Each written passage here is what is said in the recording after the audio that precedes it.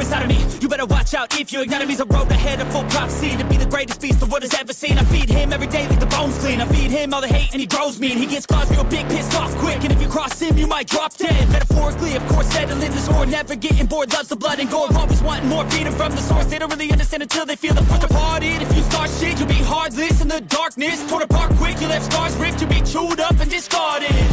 And this world ain't right, won't accept it. Negative energy, I expect it. Once it's in your mind, it's infectious. So fight for your life and reject it. You better give me space, I'm protective. My adrenaline spikes when I'm threatened. And if you stay in my way, I'm aggressive. Cause when there's no exit, I'll kill when I'm desperate.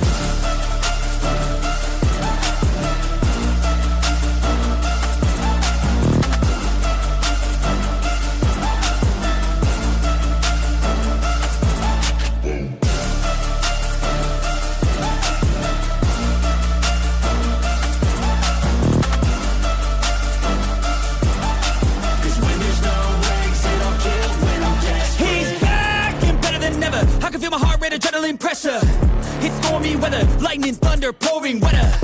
Yo, I'm a go-getter, try to do it like me, but I do it better. I got a mind that's clever, the beast inside is competitive as ever. I'm conscious, my subconscious, an accomplice to me. I promise the darkness, I can honest believe. But don't cross me, I might lose control of the lost beast. He's locked away inside with the key control by fight or flight. And this world ain't right, won't accept it. Negative energy, I expect it. Once it's in your mind, it's infectious. So fight for your life and reject it. You better give me space, I'm protective. My adrenaline spikes when I'm threatened. And if you stay in my way, I'm aggressive. Cause when there's no exit, I'll kill when I'm desperate.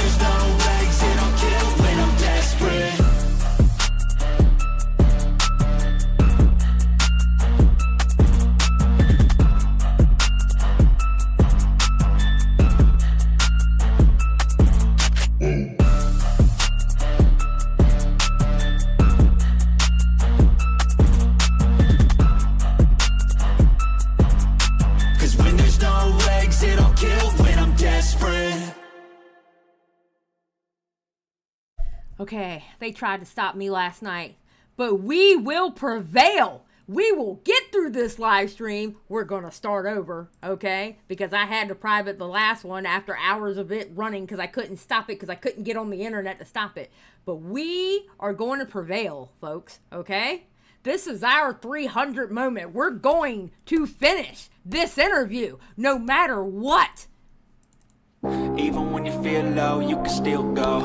Even when you feel slow, you can still go. Even when there's no hope, you can still go. I never answer to no, man, I still go. Go, go, go, go, go, go, go, go, go, go, go, go, yeah, go. Hustle hard, hustle every single day. I'll be making moves till I'm buried in my grave.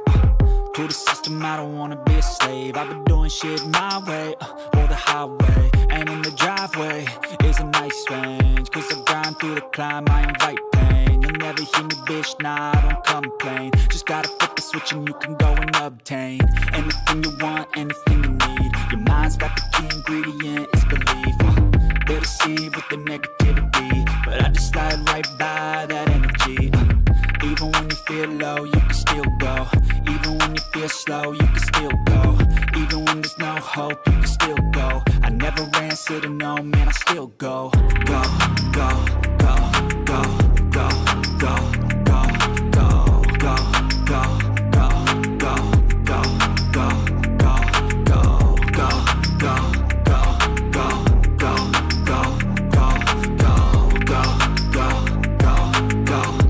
go, go, go. You got a mind, but even that could change. You could flip the gray matter like like some batter in your brain. Hey, That's what I say. welcome, Fake Skip. it till you make it A. And if you play that game, then you just might make a change. Rearrange all the bad to okay. Take the worst thoughts saying, turn them to a game.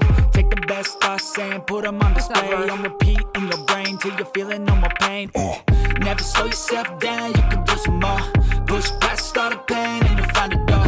Open it up and finally explore everything that you thought you could never do before. And even when you feel low, you can still go. Even when you feel slow, you can still go. Even when there's no hope, you can still go. I never answer to no, man, I still go. Go, go, go, go, go, go, go, go, go, go, go, go, go, go, go, go, go. Even when you feel low, you can still go. Even when you feel slow, you can still go. Even when there's no hope, you can still go. I never answer to no, man, I still go.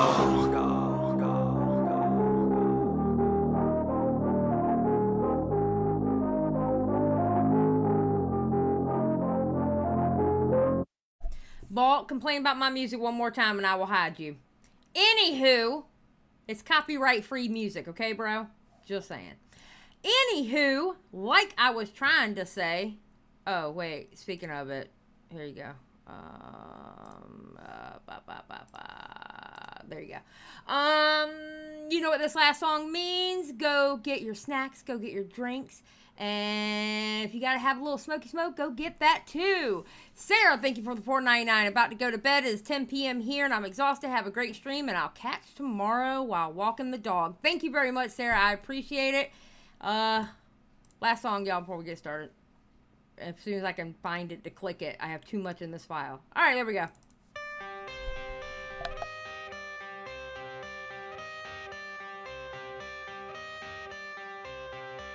I got the cash in the bag, stadium packed. Born a rock star in this life, gonna live it up on the attack. Baby, I'm bad, I just wanna get caught up in this life. I'm crazy, I'm mad, doing no cap. Only God wants you, better go live it up. Cash in the bag, stadium packed. Baby, I'm bad, Yeah. baby, I'm bad. I just wanna stay bad, stay mad. Chip on my shoulder cause they treat me like an outcast. I ain't gonna take that, stay back. I'll be swinging hard till the hits come in all caps. I ain't gonna lay back, pray that someone's gonna help me. Ain't nobody like that. I ain't gonna wait, that's all fact. Give me one shot and I'll never get the throne back. I'm sick of being cautious. I'ma go cause something, can't stop this. I'ma steal everybody's lane, call it shoplift. Sick of hearing everyone complain when they thoughtless. Taste the pain, it's like candy canes. It makes me go change into a better frame, into a better name. Society's insane, we all live for fame, yeah. Cash in the bag, stadium packed. Born a rock star in this life, gonna live it up on the attack. Baby, I'm bad, I just wanna get caught up in this life. I'm crazy, I'm mad, do it no cap. Only God wants you, better go live it up. Cash in the bag, stadium packed. Baby, I'm bad, baby, I'm bad. I got the cash in the bag, stadium packed. Born a rock star in this life, gonna live it up. I'm crazy, I'm mad, do it no cap. Only God wants you, better go live it up. Cash in the bag, stadium packed. Baby, I'm bad, baby, I'm bad.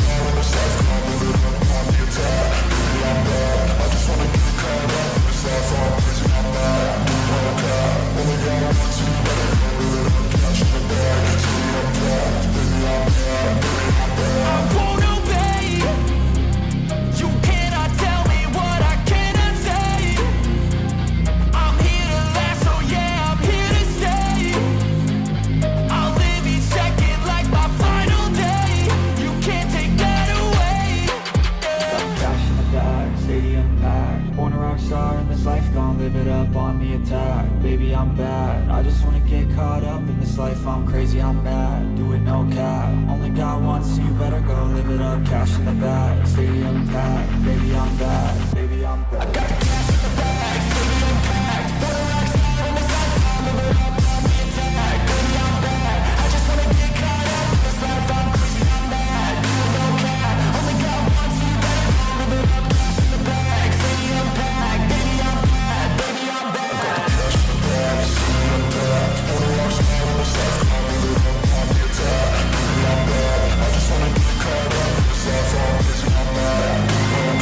Only God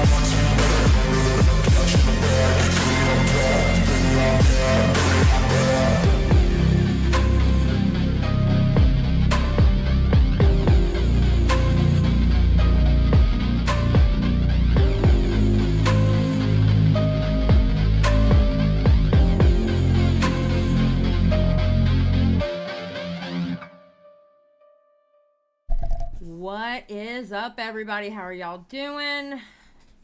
We had some technical difficulties last night. We got an hour in, and my internet decided to say, you know what? You're talking a little bit too much shit about Johnny, so we're going to shut you down. They're not stopping us today, though. Okay? Vault, I will take that wrench away just like I gave it to you. Keep talking about the baby, and me and you are going to get into a voice call, and I'm going to yell at you. Yell at you. Very loud and very passionately. I'm going to yell at you. Vault. Okay? Stop your shit. What's up, Earth? Ain't no need to be sorry that you're late. I'm starting 3 hours early. What are you talking about? Exactly. The baby sucks. Period. Point blank. Period, y'all. Alright, hold on. Let me...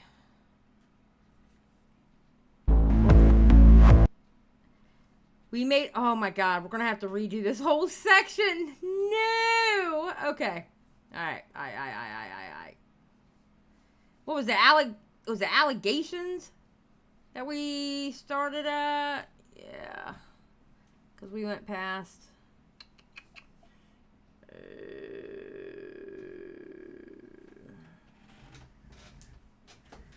Oh, taking accountability. That's where we... Say to somebody. Okay, pause. Never mind, just car appointment. Oh. The day has been wonderful. I almost forgot that I was streaming at 5 today, and then I was like, wait a minute, how am I going to stream this and record for the broadcast tonight? And then I remembered, oh yeah, you're going live at 5, so. Yeah, we're doing the, we're going to start the taking accountability, chapter all over again. So, alright, put a 1 in the chat if you're ready to get this started. Let me go ahead and set the timer up, 1.5 speed. Cut them on. Do our thing. Do that thing. Hell yeah. Game & Witch for 20. Just got paid. Holla. Congratulations, Game & Witch. I did too. I just got paid too. Alright, let's go. You know how it's going to go. It's going to be 1.5 speed. I have the CCs on, so if you can't read, I'm sorry. That's the only thing I can tell you. But there's no way I am doing this long of a live stream on normal speed. There's no way. All right. You just got married, and your soulmate is Corey DeSoto. And now for the part of the interview where I hold true to my word that in exchange for hearing him out on his painful experiences, I would make Joshua hear me out on all the things that he has verifiably done wrong. This is the part where I ask Joshua directly to take accountability for his actions. I have seen some comments saying how it is problematic to platform someone who admits to doing bad things. Why? Why is that problematic? Okay, I'm going to say this again. Nobody going to tell me who I can and can't platform online. You know what I'm saying? You're not going to tell me who I can and can't platform. I say who I can and can't platform. If you're a content creator out there, please don't let your audience tell you who you can and cannot have on your platform. No. It's your platform. Okay? The thing is, I think it would be problematic to ignore the people that this story directly affects, and each of them have expressed publicly or privately that they want to hear directly from the people who failed them and that they want them to take accountability. For whatever reason, Joshua is the only one who is even attempting to do this right now. He has said that doing this on his platform would be detrimental to his mental health, so I have to ask then, why not here? Why not now? I've sat for nearly 24 solid hours worth of interviews with Adam, Joshua, John, Becky, Oliver, Alex, Soph, Bella, and others, and it has been insightful and also, I mean, it's been exhausting. I'm going to be honest. There is no damn way I could have done what she did. Okay, we all know I can't make a video like this. All right, we know I can't do videos. But there is no way that I could devote that much time to interviews. There is no way. Absolutely no way. It's been a long process for a lot of people, but this isn't for me. This is for every person affected in this story who deserves to hear it straight. These people failed them. And this is what accountability could look like if we're open to it. So you be the judge. Okay, so this isn't going to be fun. You know, my team and I have been obviously digging into all of everything about this story, and the Miranda Sings character, the content, what you have been involved in. You did say something to me off camera that was interesting to me in regards to talking about these more difficult topics where we're going to talk about accountability. And you had said that this is kind of the easiest thing for you to talk about. And I'm curious why, what about this that we're going to get into is easier in your opinion? I didn't know if I was going to talk about this, but the way you phrased the question, I'm just trying to be as transparent as I can, and the one thing popped in my head. I was for a very long time after all this happened, to the point where I had a handwritten will in my pocket for Pamela, my wife. Henrietta, thank you for joining the Just Saying crew. I said this last night, say it again. There's going to be a lot of repeats, obviously, because we went through halfway this section before my internet went out. It's a lot easier to talk about, sometimes it's a lot easier to talk about your trauma. Oh, excuse me, scratch that. Sometimes it's a lot easier to talk about where you fucked up in certain points in your life, taking accountability, than it is to talk about your trauma. Okay? Because when you talk about your trauma, old feelings start back, and, you know, it's crazy. So it makes sense that this part was the easiest for him to do versus talking about all the other shit. I was very much at peace with the idea, that's a weird way to say it, that if I go, I go. The reason why I say that is because when you're there and you have given up everything that comes along with that, when you decide, no, I'm going to get up, I'm going to choose something else. When you truly make that choice, you also have to make the choice of, if I'm going to do this, I'm going to face myself. So if I'm going to face my demons, I have to face all of my demons, not just the ones you can't pick I and choose. want to deal with that feel evil. You can't pick and choose. If you're going to face them, you got to face all of them. If you're going to face one thing, you got to face them all. You can't pick and choose. You can't do it. Not if you want real change in yourself. Not if you want a real healing in yourself. You can't do that. You can't pick and choose. You got to face everything, even some of the hard shit you've done. Easy to deal with. I've done a lot of hard work on myself. I'm very proud of that. And it took me years of work of becoming sober and dealing with any lies that I would perpetuate myself and isms I had within myself, excuses I would make. I had to face each one by one. And before I decided to live, I wasn't going to do that. I wasn't ready to do that. I didn't want to do that. I wanted out. I just wanted out. I was tortured when I was awake. I was tortured when I was asleep. I had no escape of the kind of thoughts that were always in my head after all of this happened. So there are things that I am responsible for and took part in, that I needed to say to myself, you did that. You could have stopped it. You could have not done it. You could have said no. You could have just walked away, and you didn't. Yeah. So if you're going to continue on, let's be the best version that you can be. And the only way that happens is if I do the work to do it. And that's a real statement. Because quite honestly, okay, I understand that she was in control of the whole situation, and I get that 100%. But when it boils down to it, he's still a human being. He could have either done what he could have done, or done what he could to stop it, or he could have just walked away. But he didn't. And he got complacent. And he saw that's how he could grow his own channel. He talks about it. He saw the clout that came with it. He saw the money that came with it. And he didn't. He just plain and simple didn't. You know? So when I say it's easy for me to talk about, I don't mean like it's nothing and it holds no weight. It's more that I've been through this thought process. I have exposed the worst parts of myself to the people I care about the most. I've already gone through the guilt and facing it and pointing fingers at myself every single day and hating myself to my core. So if we need to talk about things, let's talk about them. I think that there are a lot of people, I could say thousands, hundreds of thousands, who think that this is a long time coming. Sure. Very briefly before I do, you said one thing that I would like to ask you about. You said that you were tortured. Was that in reference to what you went through with Colleen? Yeah. Again, I'll talk about this. I saved myself for marriage, and I gave it to her. So this wasn't just, hey, this public relationship that was benefiting you, crash and burned. It was your whole life's goal and standards you set for yourself and gifts you thought you were saving meant nothing. And that explains, and again, repeating myself, that his statement right there actually explains how she caught his ass up 3 months in. 3 months in a relationship, I can tell you now, I see somebody cheating, nah, you're out. But he really loved her. You know, he saved himself for his whoever's wife is going to be. He saved himself. And that's how she got him. He was naive. He was naive. And she saw that and was like, I got him 3 months in. Yeah. And it's not to put him down. Not to put him down at all. You know, I have a sister that was like that. She did that. You know, it's not to put him down, but honestly, that's how she got him. You know. Yeah. Wasn't his fault. It was just he didn't know about red flags yet. You know what I mean? Meant absolutely nothing. You're a joke. I remember right when it happened and I took a month off from YouTube, I went home to Georgia to be surrounded by family. The first place I walked into, it was like an Applebee's. I sat down and TVs were playing. I look up and my face is on the screen. And I felt so embarrassed. I felt so exposed. I had been used to people recognizing me, but now it's different. And so I can't go and have a meal without seeing it. Aren't you now the ex-husband? Aren't you that guy? What really happened? When my eyes were open, I was tortured. I couldn't go anywhere online without being told every day that I'm nothing, that I did deserve it. Everyone was just attacking me. And then when I would try to sleep, I would shut my eyes and it felt like 1,000 channels were going off in my mind. And every single channel was a channel designed to make me hate myself more. And I just felt no release. I felt no way of escaping any of it. And that's when drinking became a whole different thing for me. It became the only thing that chilled my mind out enough. And it was okay and manageable at first.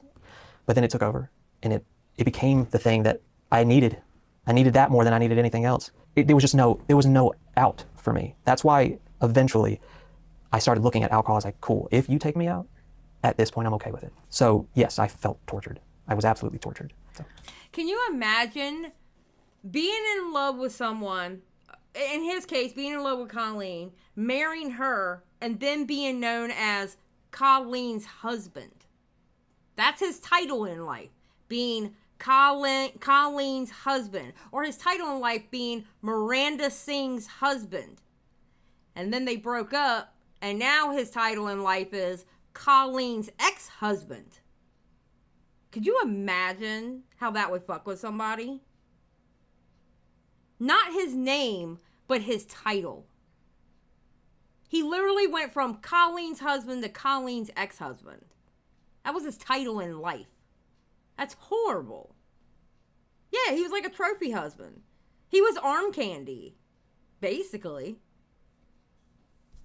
Well, I would like to revisit that, what you just shared a little bit later, Sure. and I appreciate you being open about that experience. Being able to discuss is not an easy thing to share. And I know that personally, how difficult that is and what a dark place that is. And it is a pit of hell that I would wish on no one. So Yeah. I appreciate you opening up about that. I think it takes a lot. If someone hasn't experienced that darkness, it can be a little hard to understand just how severe those emotions are. But I appreciate you sharing that. Yeah. But in the same breath, as you said, Yeah, let's get to the nitty gritty. Now, much of Joshua's struggles with mental health and alcoholism is well documented after his divorce with Colleen Ballinger. He's made content dealing with it, he's tweeted about it, and if you're familiar with the content in part 3 of my docuseries, you know that it was sadly weaponized against him by people like Jonathan Silvestri. It's disgusting. It should never happen, regardless of the circumstances. But putting all of that aside, so to speak, even though everything is ultimately intertwined, it's time for accountability of Josh's own behavior over the years.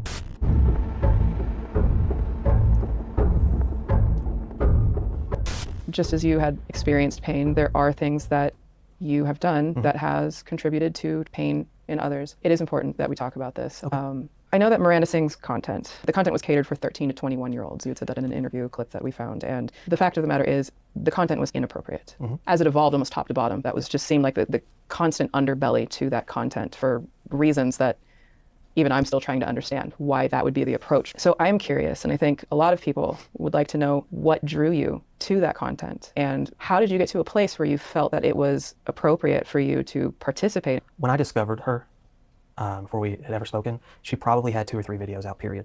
That was it. They were not what they are now. And I was very intrigued with what kind of mind would create this. I was more intrigued with her than the character. I wanted to know her. Because those original shows that she would do were for, the audience was older. The audience was college and up. And the Broadway scene, that's what. See, I didn't know that. I thought Miranda Sings was basically the only thing she ever really did. I didn't know that her shows were actually an older crowd and they started getting younger and younger. I didn't know that. So that tells me she saw the money coming through. She pulled a Logan Paul in a sense. Remember how Logan Paul was always buy my merch, buy my merch, buy my merch, buy my merch? because the kids would go to mom and go, Mom, I need Logan Paul's merch. Okay, Colleen was like, oh, the younger kids like it. The younger kids will get their parents to buy tickets. The younger kids will get them to buy my books. The younger kids will get them to buy my merch. Because not very many parents are going to tell their kids no. Before she started, and it was definitely like we were the youngest ones in the room for a lot of it. There's a lot of people in my program who were just, Oh gosh, she's just such had a the characteristics fucking of mean Miranda, girl. the character they Which do. are what? It's cocky? Cocky and just, they talk like this. And Oh God, I hate this clip of her. I hate this clip of her. I just, the smugness on her face when she's talking. Oh my God, bro. and just like, they just thought they were so good, and they would record themselves singing songs and post it online for everyone to see, and no bad comments, they only wanted good feedback. But then slowly it shifted because her content started getting passed around to not just the theater community. It started becoming more mainstream. I would chime in every now and then at the beginning and say, are you sure you want to do that? Are you sure that's okay? You sure that's the kind of thing you want to post? Let me ask you though. Let me jump in, because if you say, you know, you were periodically, let's say, jumping in, kind of chiming in, are you sure you want to do this? Was that more so from the perspective of, is this a good PR move? It was very much kind of me going, is this where you want to take it? But then I also felt like I can't speak up because, of course, I'm the one with the problem. I'm the one with an issue with it. It doesn't ever go well when I speak out against certain things and choices. And so I became very complicit. Very complicit. It got worse and worse and worse. The uncle jokes kept happening. I kept going to shows as just her partner, not even in the show. And I would see the audience change and get younger and younger and younger. And when you're in it and you're living in it every day, and she's filming every day around you, I'm not saying this is okay, but you become numb to it in a way. And she asked me to be involved in certain videos, and I said yes. And I'll be honest with you, the reason I said yes was because I knew if I appeared in videos, it would help me too. He got caught up in the clout. He got caught up in the clout and being caught up in that, and he's thinking, well, people like it, so obviously it's okay. He got caught up in the clout of it all. He did. You know, and that happens. Unfortunately. That happens. It would expose me to a bigger audience, which means maybe I can do YouTube full time. So if you're saying that you knew, okay, this is getting bad, this is escalated beyond anything that you ever thought it would, and you're saying, I would never do something like that, but then you do, and you start to participate. Right. And then you say, you participated in this, you start making those bad things that I would never do. What I'm hearing is that you were willing to create this inappropriate willing to do content bad things. for views. I was willing to participate in things that were inappropriate because it was going to benefit me. Yep. It's going to benefit me professionally and financially. Did it occur to you at the time when you're like, I would never do that, but now I'm doing it because I'm getting the views? Did you have pause and think, holy shit, this is also really awful? I did have a lot of pause, and I was a coward. And I gave up trying to interject, and then I fully embraced it for myself. Was I writing the content? No. Was I suggesting the content? No. Was I in it, participating, adding to it? Absolutely. Yes. Because again, at the time, you're surrounded with it. It is unfortunately very normalized. Things that you think you will never do or be a part of becomes very normal when everyone's cheering, everyone's clapping, everyone's laughing. The views are getting bigger. The shows are getting bigger. And these jokes are killing it. You become desensitized to a point where you're like, well, maybe it's not that bad. But when you get out of it, when you're not in that dynamic anymore, when I was removed, I didn't remove myself. Do you think you would have removed yourself at some point, or No, you I would don't have just think- I continued to would've- do that content? Absolutely. And I'm curious because, you know, we're talking kind of, there's these parallels, right? You know, you're participating in the content, but you were also participating just on a no cameras around life happening. And you were in these tiny chats and the group chats, you know, running around town. You know, somebody said it last night, and I think they said it around this time period, this timestamp, that, okay, a lot of the old YouTubers back then would do this shit. Now, I'm not saying about, like, tiny chats or whatever, but they would get personable with their audience to a, for me, too close for comfort type of way, all right? To put it nicely. A lot of the old YouTubers did that. But somebody in the chat yesterday said it, and I can't remember who said it, but they were right. That was before commentary/drama channels. And, you know, it would be interesting to see, is that around the time that it stopped is when commentary and drama channels started calling out people. I'm wondering if that's around the time that it stopped because people started getting called out. I don't know. It would be interesting to see and to figure out if that's when it started. or when it stopped. Because back then, this is what people did. Verse said they overlapped for a while. Yeah, I'm sure they did. Yeah, you heard Pumpkin meow. Yeah, you did. No, it's just honestly,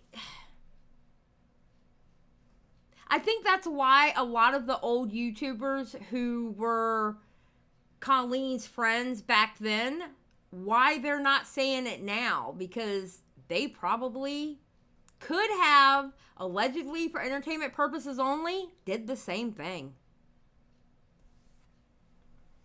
Kay said, back in the day, it was very normal because the culture was so new and people didn't feel as big as they were, I think. When you don't think you're at celeb level, why wouldn't you chat with others? Well, I'll be damned. I ain't chatting with nobody. Nah. Except for I get to yell at Vault. That's all that matters. I'm not sure if you saw, but Adam just did a live stream today of a video that was sent to him, and it's on a fan's channel. They had done a vlog video with you and Colleen, and it looks to be in Europe, and you and Colleen are hanging out with these two in a hotel room for quite a period of time, and you're at a restaurant together, but you were alone in a hotel room with them, and then they looked like they were maybe backstage or they were attending a show that happened in that same trip. And, you know, in certain degrees, I hear what you're saying when you're talking about, okay, things kind of spiraled, they escalated with the content, but the content has a stop and a start, you know, start and a stop button when you're recording, and you go through the edit process, you put it out there. So that's one area that's... Verse said it's very normal. It was very normal to do. They were content creators that connected to their viewers. Now they're disconnected celebrities, but it was very yeah. No, I mean, we're seeing it. It was very common. The adults back then thought, though, still did a lot of the time. Yeah, because who wants to hang out with kids? True. Yeah. Yeah, that video of them hanging out, and it was in a flat. It wasn't in a hotel, okay? And I'm not even going to get into that whole ass conversation with y'all today, okay? I don't care if it was a flat or a hotel. I understand a flat would be more personable, okay? I get it, all right? I don't need to hear it, but it doesn't matter. You were still in a private space with, I think it was 2 kids, and their parents weren't around. Bro. Hell no. Hell no. Oh my God, no.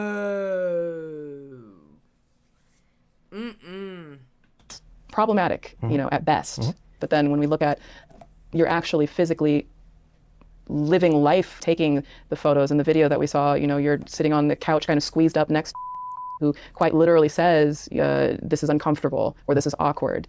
You can hopefully understand why there's so much confusion and hurt and anger and question about not just how do you get to a place where you're willing to make this content for views and to exploit for clicks and likes and sponsors and all of that. To be fair, Verse, the people who were saying that, they were just doing the distinction of like a hotel not being as as private or personal as a flat. That's all they were doing. They weren't giving excuses, because either one would be bad. But also carry it into real life. How do you go from, I would never do that, to now I'm doing that in content, to, oh, now I'm squeezing up next to on a sofa who says this is uncomfortable? First, I'll say none of it's right. None of it's okay. I remember early on in those stages, she had a type click, an original click called the Cookies, I believe they were called. She would have these tiny chat conversations. There'd be plenty of times that I'd be like, oh, cool, I'll hop in, and I'd hop in. It felt innocent at the time, and then it just kept progressing. I normalized it in my head, and I said, well, this is not, I didn't start this, I'm just in the background. And I made excuses, not that it's okay, but it didn't feel like the topics were inappropriate, even though the situation was inappropriate. I remember Colleen saying, they're gonna meet us at this place. We're gonna have, it's a chicken place. How did you know to have this meeting even scheduled? They were part of the original fan group, the Cookies, I believe. And if I'm not saying the right... No, don't do that, no. Oh my God. You know, good on him for being, and good on him for being the one adult that's the one adult back then that's actually standing up and going, you know what? I did some fuck shit. And I look back at it now and it was horrible. Good on him. Because Colleen sure as hell can't say it. Corey sure as hell can't say it. Johnny wants to run around and lie about people even though he was doing it. Where's everybody else at? The sad thing is the one person who apologized 4 times to a motherfucker who was lying about him is the only one saying it.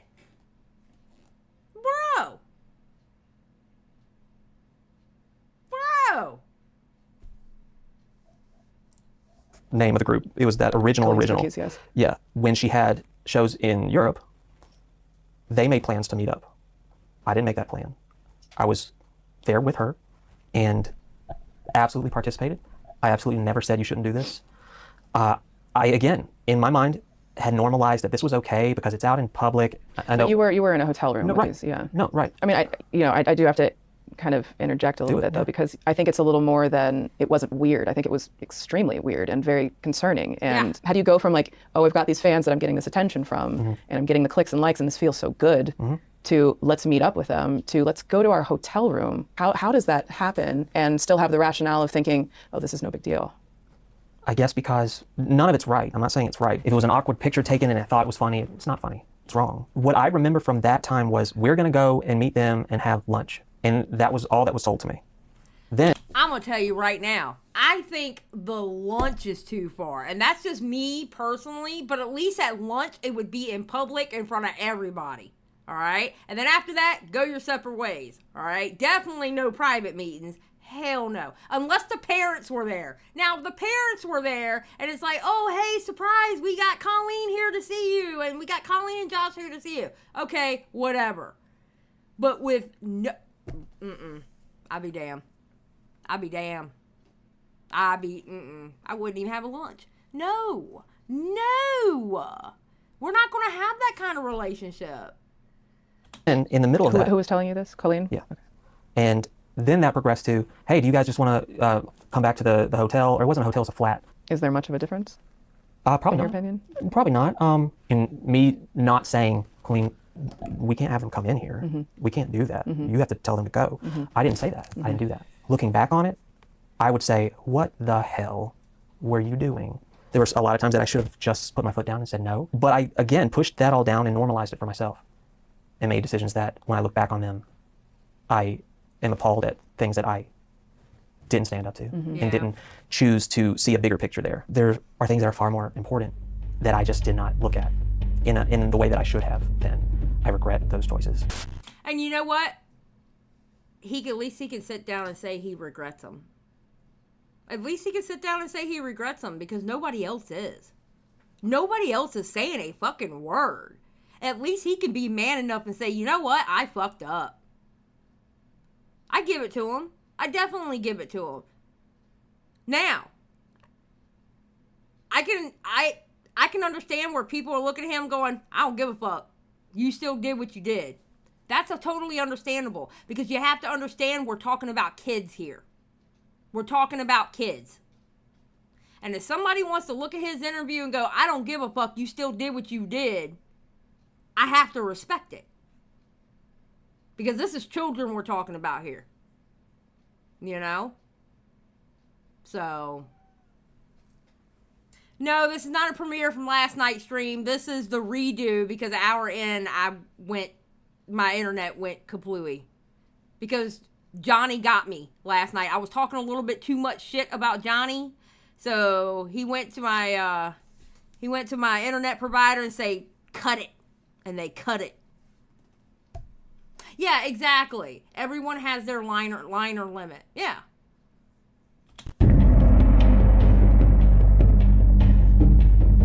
And that was a joke. That was satire. Do not at me, okay? Do not at me. That was a joke.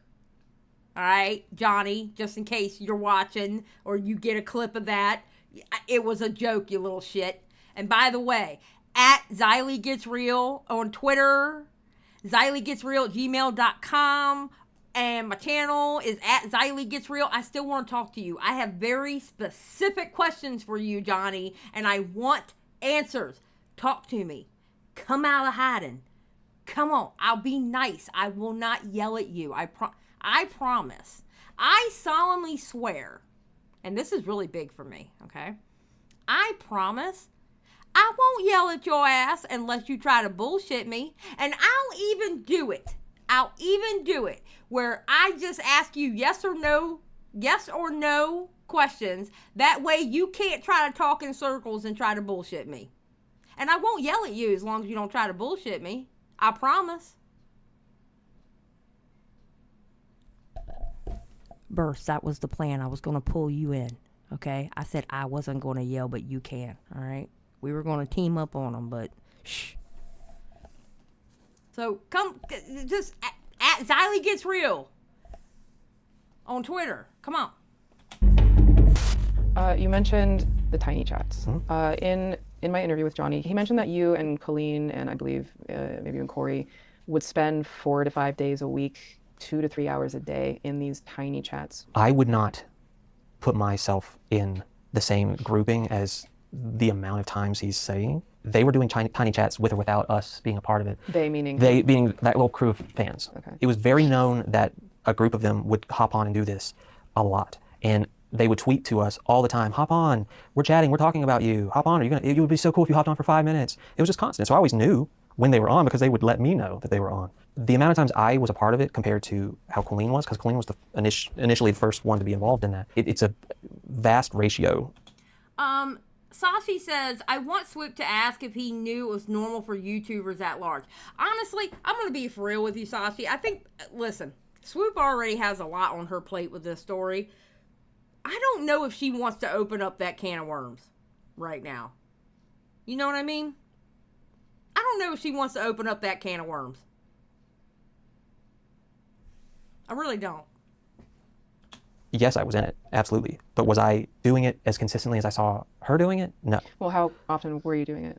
When I look back on that time, I would say I participated in 5 to 10 amounts, 5 to 10 times. Like in total? In total. Through the whole... Yeah, it was not I'm hopping on every day with them. I knew they were on every day. And if you're saying 5 to 10 times, for how long? For a span of like a year that I knew they were doing it. It's a weird place to be in. At the time, I was like, the right thing to do is to interact with those people, to encourage them to watch more of your stuff. That's what hope they that they would did. share it with their friends. That's what they did. They utilized Snapchat. They utilized tiny chats. They were in DMs. That's even the time when you would get the automated messages from creators as soon as you would follow them or something like that in the DMs. They utilized everything they could do to make it more personable, so you would feel like you have to watch the next video and tell your friends about it. You know what I'm saying? Oh my God, I was in Tiny Chat and I actually got to talk to Josh. You should check his video out. He's so nice. He's like a really nice guy. That's how they got the word out about their content. Gross as it is, but that's what they did. That is literally what they did. As gross as it is, that's what they did. And that you would slowly build a fan base. Meet and greets were always huge. Giveaways were always huge. One of the things that Johnny had brought to my attention was... Yes, it was very effective. And you know how it was very effective? That's when stan culture started on the internet. That's how they created stan culture on the internet. That's how you got rabid fans on the internet. Because they got personal with them. And all it took was a little bit of your time. Just like Verse said, perfect marketing, that's free. Yep. Exactly. And he said this, I believe, publicly as well, that there was an instance of you turning off your camera and that you had changed your name to Johnny and then kind of appeared as a surprise towards the end of the chat. What's the story there? This was during the time where every night I was getting, we're on chat. And they would say, I think Josh is in the chat. He's in the chat. I wasn't on the chat. And it was just constant. When I hear, oh, it happened every night, it did, but not with me in it. It got to be a thing where, is Josh in the chat or is Josh not in the chat? I can't tell. This person sounds like Josh. And I made a terrible mistake that I look back on and I think is creepy as hell. All right, I'm going to be honest. I don't give a fuck that he changed his name to Johnny. All right? What I care about is that he was even in those tiny chats. That's what I care about. That he was even in those tiny chats. I think it's a little weird that he was in there to hear what how are they talking about me? Do they like what I put out? Do they like my content? I want to go in there on the sly. But I could give two shits about him changing the name to Johnny. All right? Johnny took that and ran a mile with it. So, I don't care about the name change. But I do care about being in those tiny chats. I did it. I thought, I'm going to go on, but I'm not going to say I'm on because I want to see what they say. I want to see what they say when they don't think I'm there. Lighthearted. Not like, oh, I'm going to catch them. If I add to the chat, but I don't say it's me, what are they going to say? And I made the stupid decision of alluding that I was Johnny. And then eventually was like, oh, it's not Johnny, it's me. Got you. And at the time... You say alluding. What's up, toxic gossip train conductor? I'm just going to call you Gossip. All right? Because I already know too many toxics. So I'm going to call you Gossip. Because there's no way I'm reading that name every damn time. All right? No, Conductor. I'm going to call you Conductor. What's up, Conductor? Did you specifically change your name to say Johnny? I don't remember, but I absolutely know that I made it seem like it was him, but not in a way of like giving personal details about him or saying like opinions. Well, you understand how it comes across though, right? Yeah. Where people, hear that you were, at least in this instance, maybe there were other times that you did this, where you're essentially eavesdropping on a chat. Mm-hmm. It's weird. It's gross. And I think a lot of people would say it's beyond weird even to just trying to understand why that's something that you would want to do with your time without them knowing. Sure. A lot of that is absolutely true, what you're saying. It didn't feel like that at the time. Because I think that the challenge that people have, even if they want to wrap their brains around just the tiny chats of it all, but even you saying that these are people that I knew, that I interacted with, retweets, the chats, all of, you're having all of these interactions, I hear what you're saying when you're... Can you imagine somebody getting caught doing that today? Can you imagine if somebody getting caught, like, literally doing that in real time today? Holy shit. Oh my God. In real time today, Burst.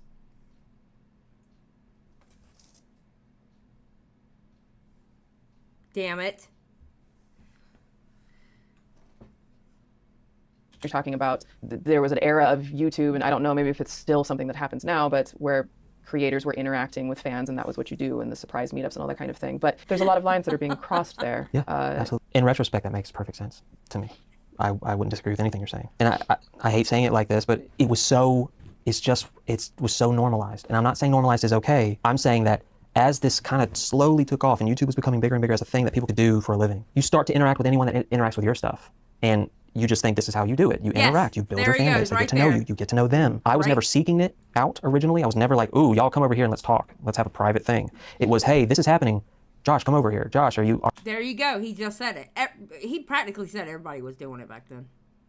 Are you online? Josh, if you're online, hop in the chat for a few minutes. I just got back from running errands. Sure, I can hop on. I'm on my laptop anyway, probably editing something or doing something else. Sure, I'll hop on. But again, 39-year-old me now would not do that. I would certainly hope not, after all of everything that's happened. I just mean, like, regardless of YouTube and exposure and what people are saying, just me as a human being, I would not choose to do those things. And I wish I could have said that back then. It was wrong. Now, since I conducted this interview with Joshua, the lovely folks at the Colleen Ballinger Snark subreddit, and specifically users GenCat, have actually provided me with not only video evidence of Joshua changing his name to Johnny, but of Joshua actually explaining that he and Colleen would watch fans with their cameras off. It's a very kind of cringe-inducing clip, so we hopped on a call with him to have him explain all of this a little further. Ooh, this part, I think this is the part that's like, oh, wait, is this the part where she shows them? I think this is the part where she shows them. I don't know. There have been some things that have come out on the Colleen Ballinger Snark subreddit, and there was a clip that was submitted to us pretty recently. I do think it's important in this whole story to be as open as possible, as you have been. I understand it. Okay. I know it's not easy. This topic hasn't been easy for quite some time, so and anything that I might have done, I don't want to sugarcoat it and I don't want to sidestep it. We have a clip that I would like you... Ooh, this clip is not good. Oh, God. I couldn't... Okay, let's play it, because, bro. To take a look at. Okay.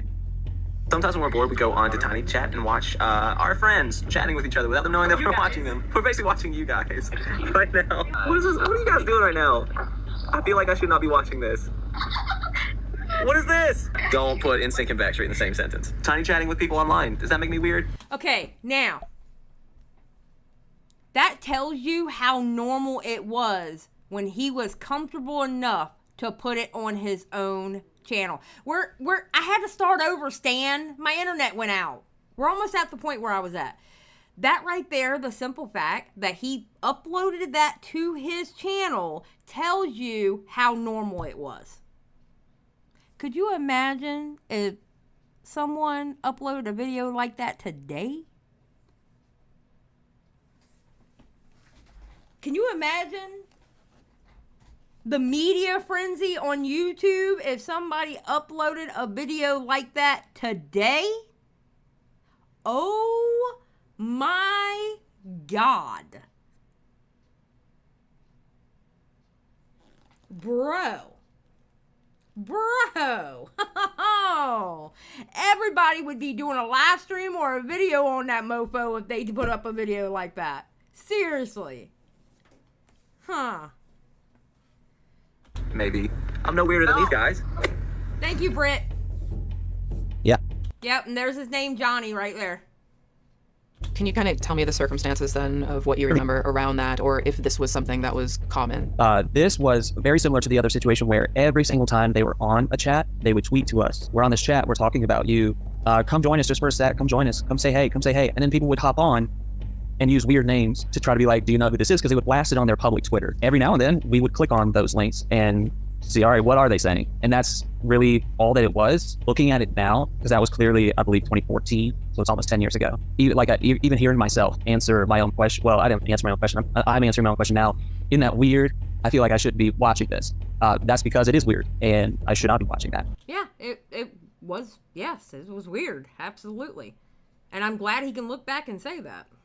It was just another situation of you build this fan support and you connect with them. They tell their friends tell friends, and then you have a bigger base of people watching. And that was the base of people that were always together, always tweeting together, always doing tiny chats together, consistently asking, are you on? Are you on? You should come on. We're talking about this, about that. And so I went on as Johnny.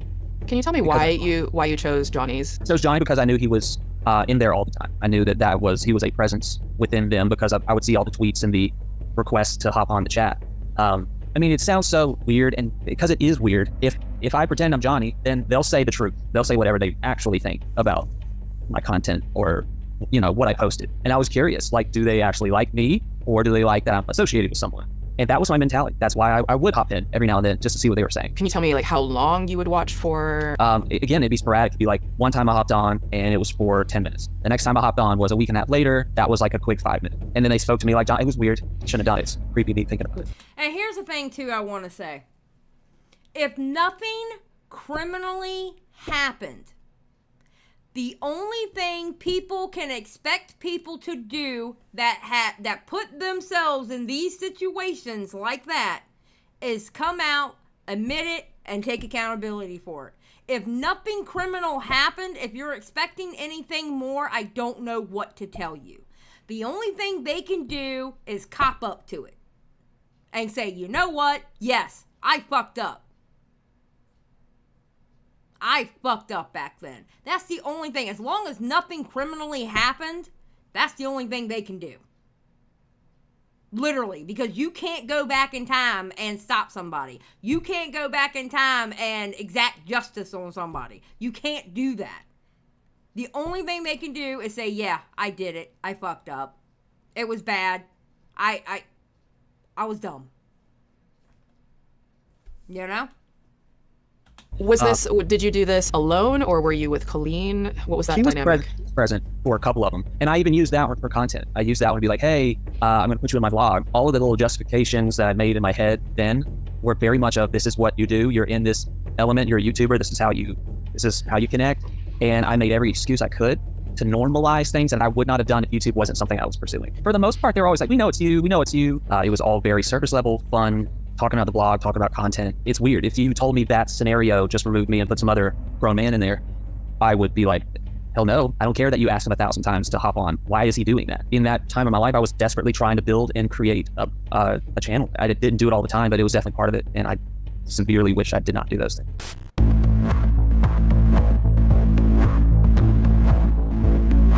I wanted to touch on a few pieces of content that we had been looking at aside from that vlog. There is the honeymoon vlog the two of you are very much insinuating that she has her hand down your pants while you're vlogging. And that is something that you filmed and then edited and then uploaded. Chose the thumbnail, did all of that. Absolutely. There's also the Miranda Sings kissing tutorial. What were you thinking in that moment when you're filming this and laughing about it and then editing it and then uploading it and then leaving it up there and then enjoying the comments and the ad revenue and all those types of things? I remember that moment that she started to do that, and I was vlogging. I could have stopped, and I could have been like, all right, I'm not filming this. But in my mind, I thought, this is just our dynamic. We're being silly. I really thought to myself, what I'm trying to get, I want an audience that are not kids. And my algorithm shows me that it's not as young as hers. So I kept making, again, excuses in my head. I mean, you do know that your audience was coming from Colleen and from Miranda Sings, so I would imagine you were aware of that. So I know you're saying that the audience skewed older. I wanted it to become more of that. Yeah. Not that it was just that. I want to make that, I mean, that's what the words I'm giving you. Is that that's where I wanted it to head. And so I was a little more bold in some of my decisions, thinking, I'm trying to cater to college people and people in their 20s, people that are closer to my age. And so I'm like, it's okay if I push it because that's what I'm gearing it towards, while also knowing that a massive chunk were not that age. I clearly regretted it the next day because in the very next vlog, I tried to. I couldn't imagine trying to do content for kids. I don't even want anybody under 18 in my chat just because of how I talk. I mean, because I got a potty mouth. We all know that. Especially when I get mad. I start using the colorful words, you know what I mean? Yeah. I couldn't imagine making content for kids. There is no damn way in hell I'd be able to do that. You know? To squash it and say it's not a big deal, it wasn't this, it wasn't that. Yet I still kept it up and still benefited on the ad revenue of it. There were a lot of decisions that I made that were very close to that, very similar to that. Well, because you say clearly you regretted it, so then you made another, something addressing it of sorts. But you can see that it would be hard for people to believe that you clearly regretted it if you left it up and monetized it. Right, because I was selfish. I wanted to gain money. So would that be implying that you didn't actually regret it? I guess I didn't regret enough to change it. But I did regret enough that I was like, let me clear the air that it wasn't what I implied that it was.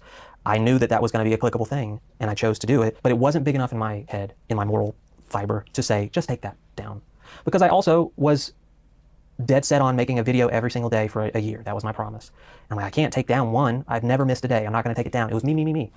It was the clout. It was the clout and the money. That's what it was about. That's exactly what it was about. The clout and money. Clout is a hell of a drug, people. Clout is a hell of a drug. And then if you add in a toxic ass relationship where you're in love with the bitch, it's hell. This is going to affect me. It all has to do with I wanted the attention that it was giving me. I absolutely did. When you say you wanted the attention, my first thought then is that you enjoyed the attention from content heavily laden. I mean, that is what was happening. Both of your channels. You're spot on with how you're phrasing it. At the time, I didn't put A to B in my head because I had, once again, during that time, just started making excuses for myself because things had become so normalized in that era and in that group of people I was with. If I had sat down and really thought, do you know what you did? Do you know what you posted? Do you know what kind of people are, can you visualize who's watching this? Can you? I didn't do that. And I didn't care enough at the time to sit down and really give myself a hard look in the mirror. And I just didn't do it. And I look back now, I'm like, God, I did that. I absolutely did that. When fame hits and notoriety hits, a lot of people, I don't want to say all people, but a lot of people tend to disregard their moral standards. Bingo! Bingo! So what happened? What happened when Miranda Sings got bigger and bigger and bigger? Before you know it, there's a 9-year-old on the fucking stage putting his hands down her pants grabbing a fucking Cheeto. That's what happens. That's exactly what happens. Having a 16-year-old kid come up, no, I don't know how old she was. Was she 16 when she went up on the stage and Miranda opened up her legs and she was wearing a little jumper? No, it's okay because everybody laughs at it. Right?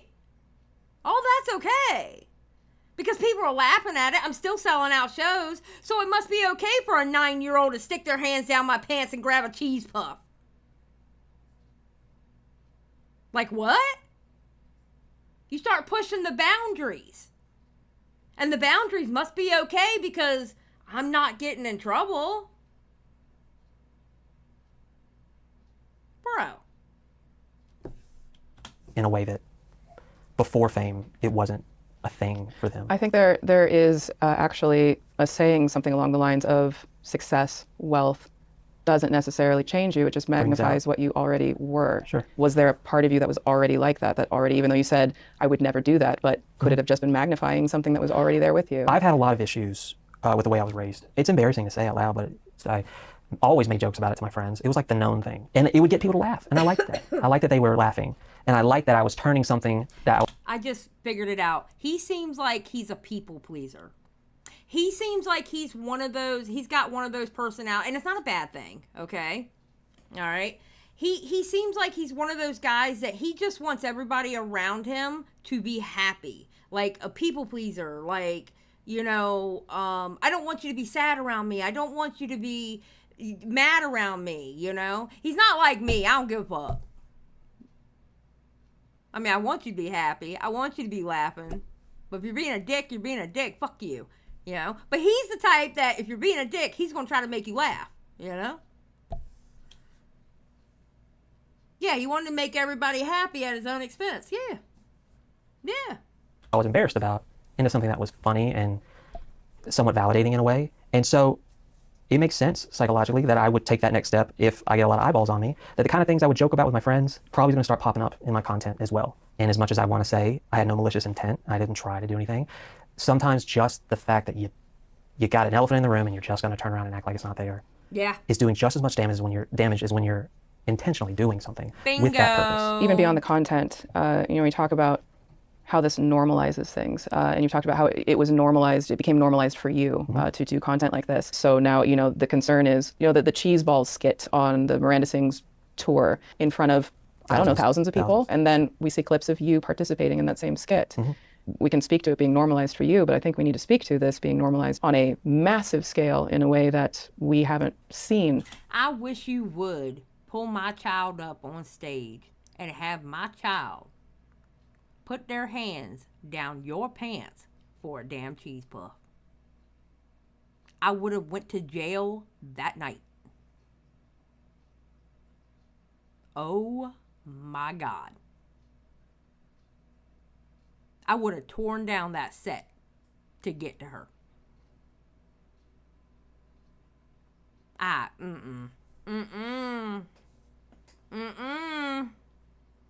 Often when we're talking about the massive scale of celebrity that particularly Colleen had, and then you coming along and participating in that.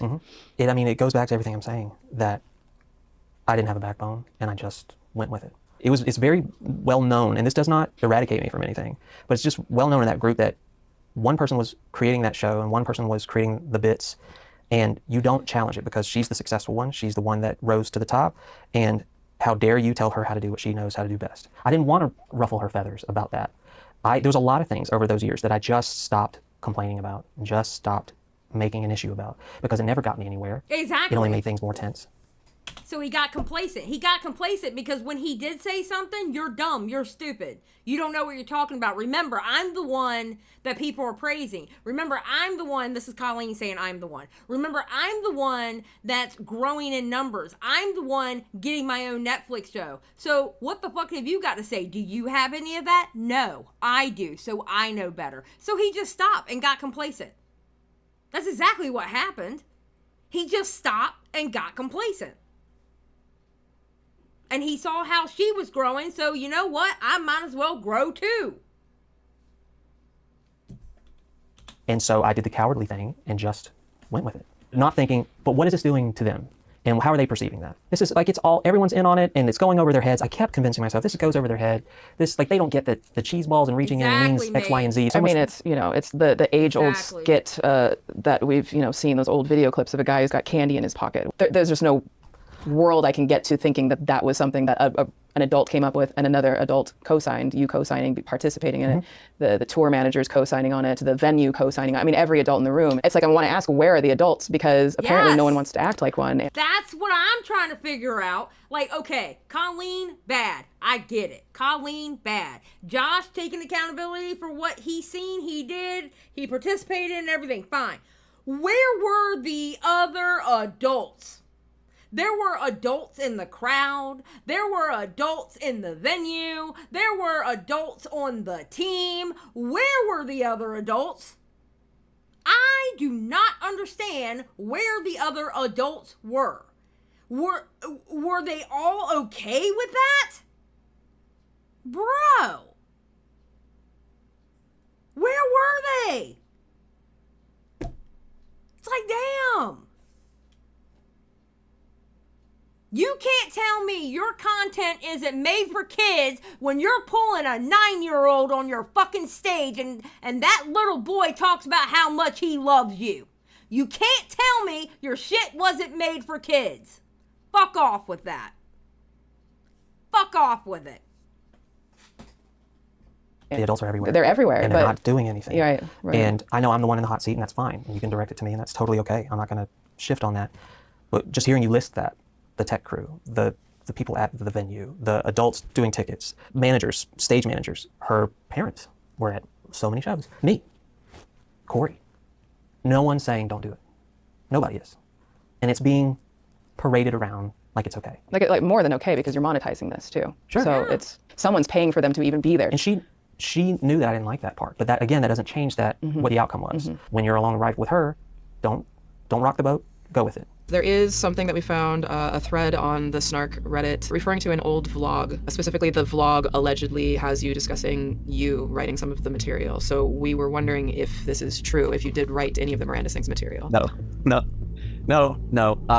The audacity that I would even think that I could lend an idea to her. No, she didn't take my ideas. And it wasn't like we all sat there and was like, let's brainstorm and let's come up with some concepts and some bits. I mean, she sure as heck never wanted my input. She would ask Corey, she would ask Christopher. I never got the sense that she respected me enough to contribute those things. I've seen people say that, like, oh, Josh. You were arm candy, baby. You were there for the look. You weren't there. I hate to say it, but you were arm candy. You were there for the look of it. You were the good-looking husband. Well, good-looking boyfriend, good-looking fiance, good-looking husband. That's what you were. You were arm candy. Literally. She needs to answer for writing some of this material. I'm like, well, I didn't write that. I participated in things that I'm like, oh, that's cringy. Shouldn't have done that. That's gross. But I didn't write it. It never happened.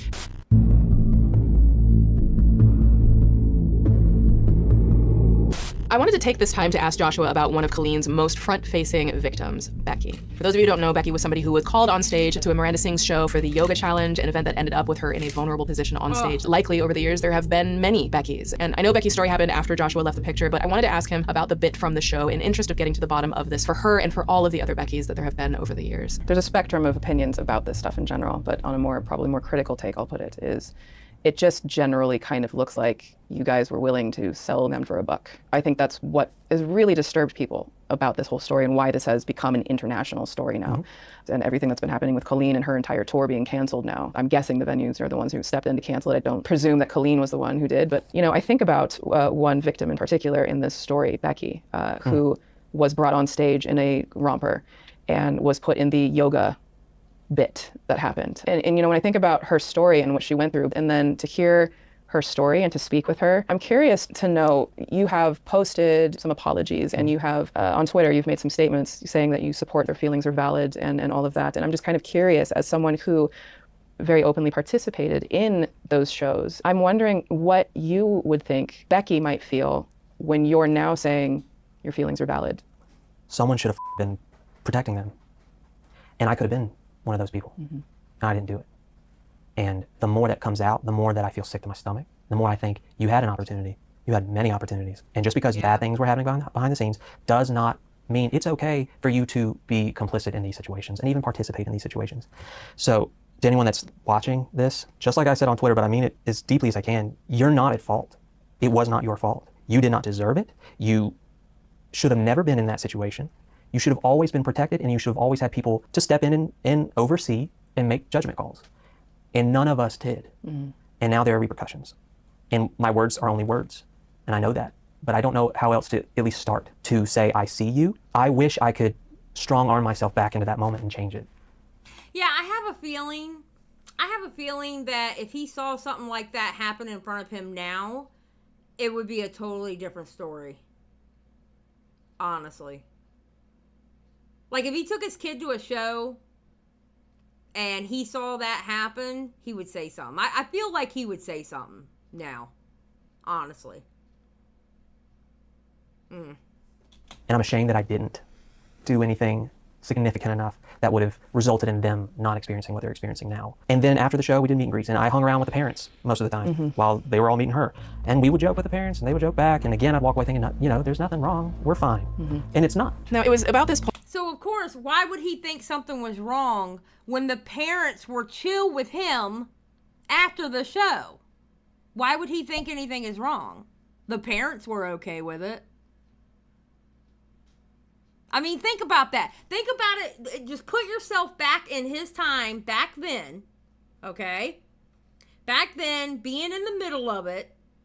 If the parents were okay with it, then what would make you think there was a problem? You know what I'm saying? So obviously, back then, he would think it wouldn't have been a problem. Point that Joshua brought up someone completely on his own that I hadn't been planning on asking him about, JoJo Siwa, a former reality star made famous in her appearances on... This shit was funny. Oh my God, it was like it timed. Listen, it was timed perfectly. This video dropping timed perfectly right after JoJo gets caught sticking up for Colleen. I'm like, bro, no. It's JoJover! No! JoJo, no! Oh, it's JoJover! The show Dance Moms before transitioning to a career on YouTube. There's a lot of hush discussion online about JoJo Siwa's relationship with the Ballinger family. Now, JoJo has not come forward either negatively or positively about her experience. Oh, she did right before this video's dropped. Oof. But for context, she has been a collaborator with Colleen Ballinger, her sister Rachel Ballinger, and Joshua David Evans at multiple points in her life, and to this day remains public friends with at least Rachel Ballinger from what we can tell. But after the Colleen and Josh divorce, JoJo initially took Josh's side and continued to collaborate with him for at least a year following the divorce before the two had an undiscussed falling out that led to her becoming closer to the Ballingers. There's a situation with JoJo Siwa that I walked away from because it was starting to get that way, and I was being pressured to continue pulling her over to my side. And I flat out said, I will not, this is after the divorce. So like, I'm starting to like snap out of it, right? And to the people that were like, you need to reach out to JoJo because she was very much, you know, a fan of you and favored you, but the Ballingers are trying to get to her and bring her over. Yeah, we noticed that there was a shift with her in her engagement or interaction with you. The reason why that happened was because when I was on the telephone, and I won't name names, they were like, if I were you, you should text her back, call her, let her know, DM her that you still want to be in her life. Okay, I have a question. And I swear, maybe I got my tinfoil hat too tight. Why do I feel like Colleen's sister Rachel is 90% of the time is the person that he won't name the name? Why do I always feel like it's Rachel? I'm just saying. I feel like that was Colleen's sister that told him that. Now, I could be wrong, okay? Allegedly for entertainment purposes only, don't at me, okay? But I feel like it was Colleen's sister.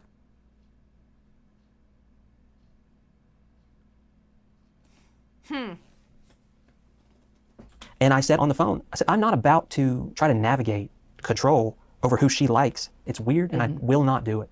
And that was one of the first times that post my involvement, I got to make a decision on my own. I knew I could continue being close with JoJo, and I am not going to go down that road. So she's going to have to think I'm a person because I'm not going to engage anymore. And I'm not going to try to sway her over to liking me and believing me and not believing them.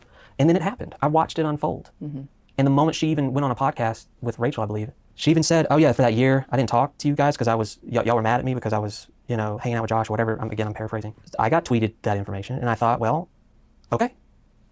Everything I thought was going to happen did happen. And at least I can look at this situation, this one thing, and be like, you did the right thing. You could be doing what I think they have done with her for years now, is to take that name and take that involvement and benefit from it, which is something I used to be a part of. When I have opportunities to do the right thing, I want to take them and do them. Doesn't erase things, but it's the bare minimum of what I could start doing. And Okay, I want people to understand one thing about JoJo Siwa, all right? I don't know. People may think I'm kind of crazy for thinking this way, but I'm not too hard on JoJo Siwa sticking up for Colleen. And this is the reason why. That child was put on a TV show in front of national TV and was berated and pitted up against other girls in front of millions of people while her mother sat there and watched and fought with the other mothers. She was made to cry. She was made to go through all this emotional shit on national TV and get talked to the way she got talked to.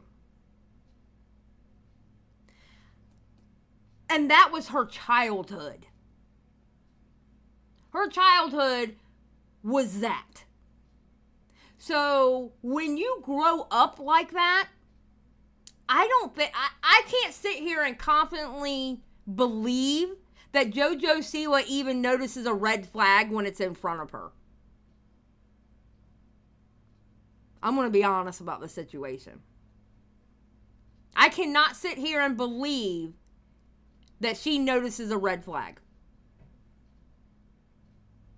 And JoJo, not that she's going to be watching. She's way too big to watch me. I ain't shit. But JoJo Siwa needs to realize Colleen's not your friend, girlfriend. Colleen's not your friend. What she wanted was your audience. You were a friend out of convenience. Nothing more.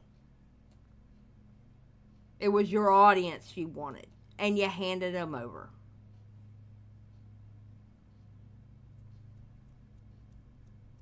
So I could have kept doing that, and I just decided to walk away. Now, the topic of racism, unfortunately, is part of the story when it comes to the Colleen Ballinger universe. We've seen many video clips of Colleen as Miranda sings, mocking and belittling people of color, asking if black people speak English, and of course, the blackface, greenface scandal in the middle of this current story breaking. Joshua had also participated in content considered racially insensitive, so as you might have guessed, I confronted him about it. And just a reminder, there will not be anything graphic played in regards to this. I'm just going to very briefly address just one other piece of content that is unfortunately out in the world. Yeah. You, Colleen, and Rachel made a music video called Generic Rap Song. Yes. Where, unfortunately, the three of you dress in very offensive, racially insensitive, stereotyping outfits, and the entire song is mocking rap and hip hop, which, of course, is quite central to the black community culturally. You've said that you've learned you're taking accountability for things. Yeah. Why is that video still up? It's on my old channel that I do not have the password for anymore. That's on a channel called Joshua D84, which was my first channel. I mean, at this point, it's like 15 years old. But yeah, if I could access it, I would take it down right now. I absolutely understand why it is offensive, and I thought we were teetering on the line of just commenting on how a rap song is created and the type of things that you hear in a rap song. And I was very insensitive, not even understanding. I wouldn't even call it microaggressions. I would call it aggressions, if that's how you phrase it. We generally just call it racist. Sure, racist, yep. I mean, you didn't pull a Shane Dawson.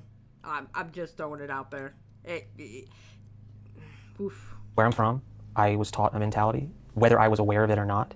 And I've had to go through a lot of growing pains through seasons of life where I had to unlearn a lot of things and unlearn a lot of things I thought was funny to talk about. Jokes I would make about other types of communities and changing my perspective, changing what I think is okay and what's not okay. And I made excuses in my head thinking, I'm not talking about black people. I'm talking about anybody in the rap game, because there, Eminem and all those people back then, that it doesn't matter. That's how I justified it in my head back then. I see it now, and I think there's only one way to interpret that song. And I thought it was funny, and it's not funny. I want to take full accountability. I didn't write the whole thing, but it doesn't matter. I would say this is kind of like his iDubbbz moment. This is kind of like an iDubbbz moment. Let's be honest. This is, yeah, this is like an iDubbbz moment. It is. Let's be honest. Let's be for real. Doesn't matter. We all decided on it. We all filmed it. We all recorded it. We posted it. I think once you put the do-rag on, you're pretty committed to Yeah. the cause there. Yeah, sure. in those years, I've had to face, why did I think that was okay? Why did I think that was funny? Why did I think, you know, when you think, oh, but SNL, they'd make a sketch like that, and Mad TV would make a sketch like that, and that's the content I've watched, and you know, you start to think that's okay. Doesn't mean it's okay. You don't like my answer? No, it's. I mean, your answer is your answer. I just, you know, I'm thinking about No, when I'm not talking people. about your response to the answer. No, I'm just thinking about when people say like, oh, so and so did it, and it's like, well, that was racist, and that was racist, Yeah. and we're just apparently people didn't want to pay attention to the fact that this is really harmful to marginalized communities, and it Absolutely. always has been since the dawn of time. So, Yeah. anyways, it's not something that I wanted to like just don't mind really talking dig about into, but I just was, you know, I see this and I'm like, he's talking about accountability. Why is this still up? And then you say you don't have access to the channel, so it gives more context to the thing. Sure. But hopefully, you've learned some things since then. I would hope so. I would hope so, because you know, when you hear people be like, I have black friends, so I'm not racist. I roll my eyes at that. I'm aware, and even though I was going to make a joke, but I didn't do it. I was going to make a joke. Lord have mercy. I think this part of the video is like the most awkward for me. I think it's funny when all this shit came out about Colleen and people were like, oh my God, she was so racist when it was her Gangnam Style song. And I'm thinking to myself, she been racist. Did you see what she said about Latinos? Did you see her little skit she did with Latinos? But, you know, let's jump on the Gangnam Style one. I mean, bro, they've been like that. Yes, Joji is Filthy Frank. True.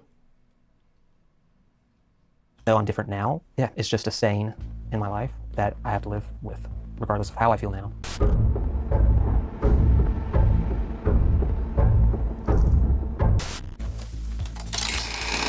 Hi, I am Xylie Silvestri. On June 7th, 2023, a man named Jonathan Silvestri took to Twitter to accuse Josh of harming him. As the Clean Ballinger story blew up on social media, Johnny tweeted allegations of varying severity at Joshua hundreds. Oh, my favorite section. Let's go.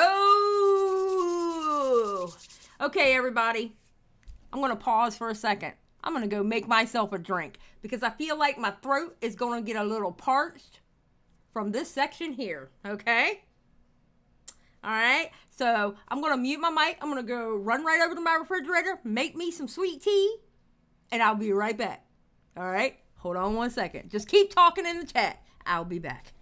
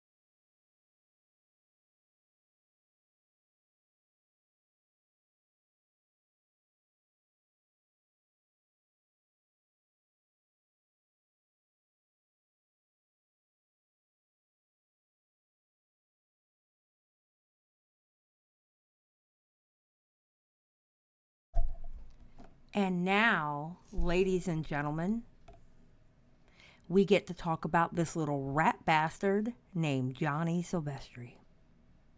Put a 1 in the chat if you're ready to talk about Johnny. Because I know I am. Wait, who's such a country nugget? Who are you calling a country nugget? Ma'am. I know Puerto Rican Britney Spears is not calling me a country nugget. It's Britney, bitch.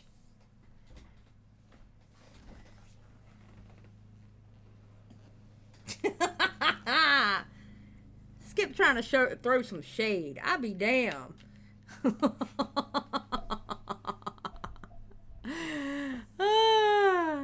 right, let's go.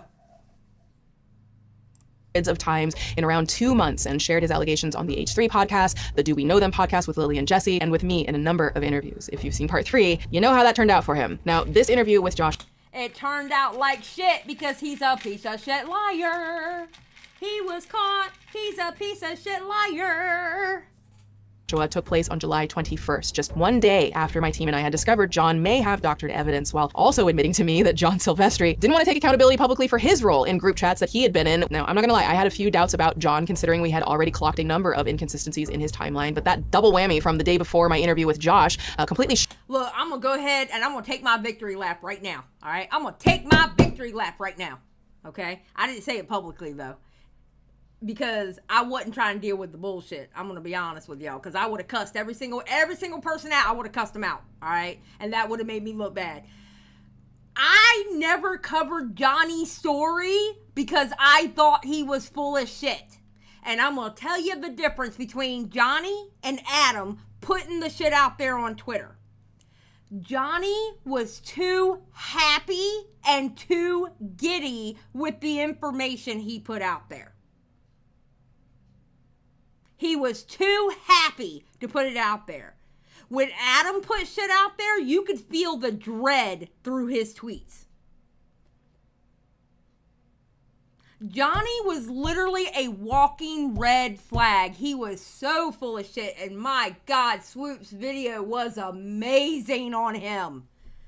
Oh, I remember talking to a friend of mine. And I was like, bro. We were, talking about the Adam and Colleen situation, and he had asked me about Johnny, and I was like, bro, I'm going to be honest with you. I think something's funny about that story. Something's not right about him. I don't know what it is, but something's not right. I smell some kind of bullshit. And come to find out, I was right. I was right. He was way too happy to put that shit out there. You could tell he was a fucking little snake. Oh. Shifted the energy that I had in even asking Joshua about John. Now, we already knew that John had lied about his age. We already knew that his parents had been around John and Joshua practically every time they were together, and even encouraged their limited interactions. And at this point, we already knew that John had a peculiar trend of describing his mentorship of fans the same way that he described Joshua allegedly mentoring him. That somehow Josh's mentorship was evil, but John's was honorable. But regardless, I didn't tell Joshua about any of our findings in order to keep the investigation clean. Remember, at the time of this interview, we were still piecing together who to believe and on what. So I wanted to see if the way Joshua described the events to us matched what we had found. And to my team's utter surprise, it did. We're gonna have to talk about Johnny Silvestri. Now, a lot of the public believes that Johnny is the reason why you have been brought back into this whole story. Well, I guess so. He surrounded his whole goddamn train of lies around Josh. Explain to me how someone you barely know can fucking groom you. Like, literally. He said we do not know each other personally, but yet he groomed me. Explain that. That's a fucking oxymoron within the same fucking sentence. It makes no goddamn sense. It makes no goddamn sense. Bro, you spent 0 alone time with him. How in the fuck did he groom you? Dumbass. That's why his interview took 6.5 goddamn hours. Because he talked in fucking circles. They were on point D and he was telling on himself about point A. Like a dummy. Asshole. Ugh. Yeah, Johnny's still in hiding. I'm trying to get him on the show so I can ask him some very specific questions. But we did get confirmation from Josh. Okay, remember, we did get confirmation from Josh in the chat of the first live stream that Johnny never hit on him or never told him he had feelings for him. So my theory about the text messages was obviously wrong. Unless Josh was, I hate to say it, but unless Josh was being a man and didn't notice it. Now that could still be a possibility. So my theory is like half wrong so far. I want to see those text messages. I want to see the text message history. As you know, in full disclosure, Yes, I Brent. have done a 6-hour interview with Johnny, which I have not shared the details with you. I don't know about the anything interview. about it. It's no secret Johnny has accused you of some very serious allegations. We're going to get to specifics, but I do want to start just in general right now. Mm-hmm. Do you agree with that characterization of you? No, not at all. It's just a heavy thing to throw out. I know my intent. I know who I am. I've made mistakes, but I also don't know if I believe that he even thinks that. That he thinks that I'm those things. Yeah. Do you feel He like he's doesn't. just No, he didn't believe. No. Johnny didn't even believe what the fuck he was saying. Johnny in no way believed in what the fuck he was saying. Because if he actually believed in what he was saying, he wouldn't have switched his story around so goddamn much. He absolutely didn't believe what he was saying. He wanted the clout. He wanted to put the lotions on the skin to wear Adam's skin. He wanted Adam's fan base. He wanted Adam's clout. And he saw how everybody was talking about Adam with Colleen. Put the lotion on the skin. That was Johnny. making these claims not believing them and that they're lies? Or what do you mean by that? No, I think he... And tell me I'm wrong. Try to tell me I'm wrong with that one. Because I know for a fact, I know. Put the lotion on the skin. I'm telling you. He wanted to wear Adam's skin. I know I'm right. You could tell. That's why he started merging his story with Adam. If you don't believe me, then you don't believe Adam. Bitch who? Bitch who? You mean people who with half a fucking brain? Get the fuck out of here. I know for a fact I know. Damn right, Skip. I know.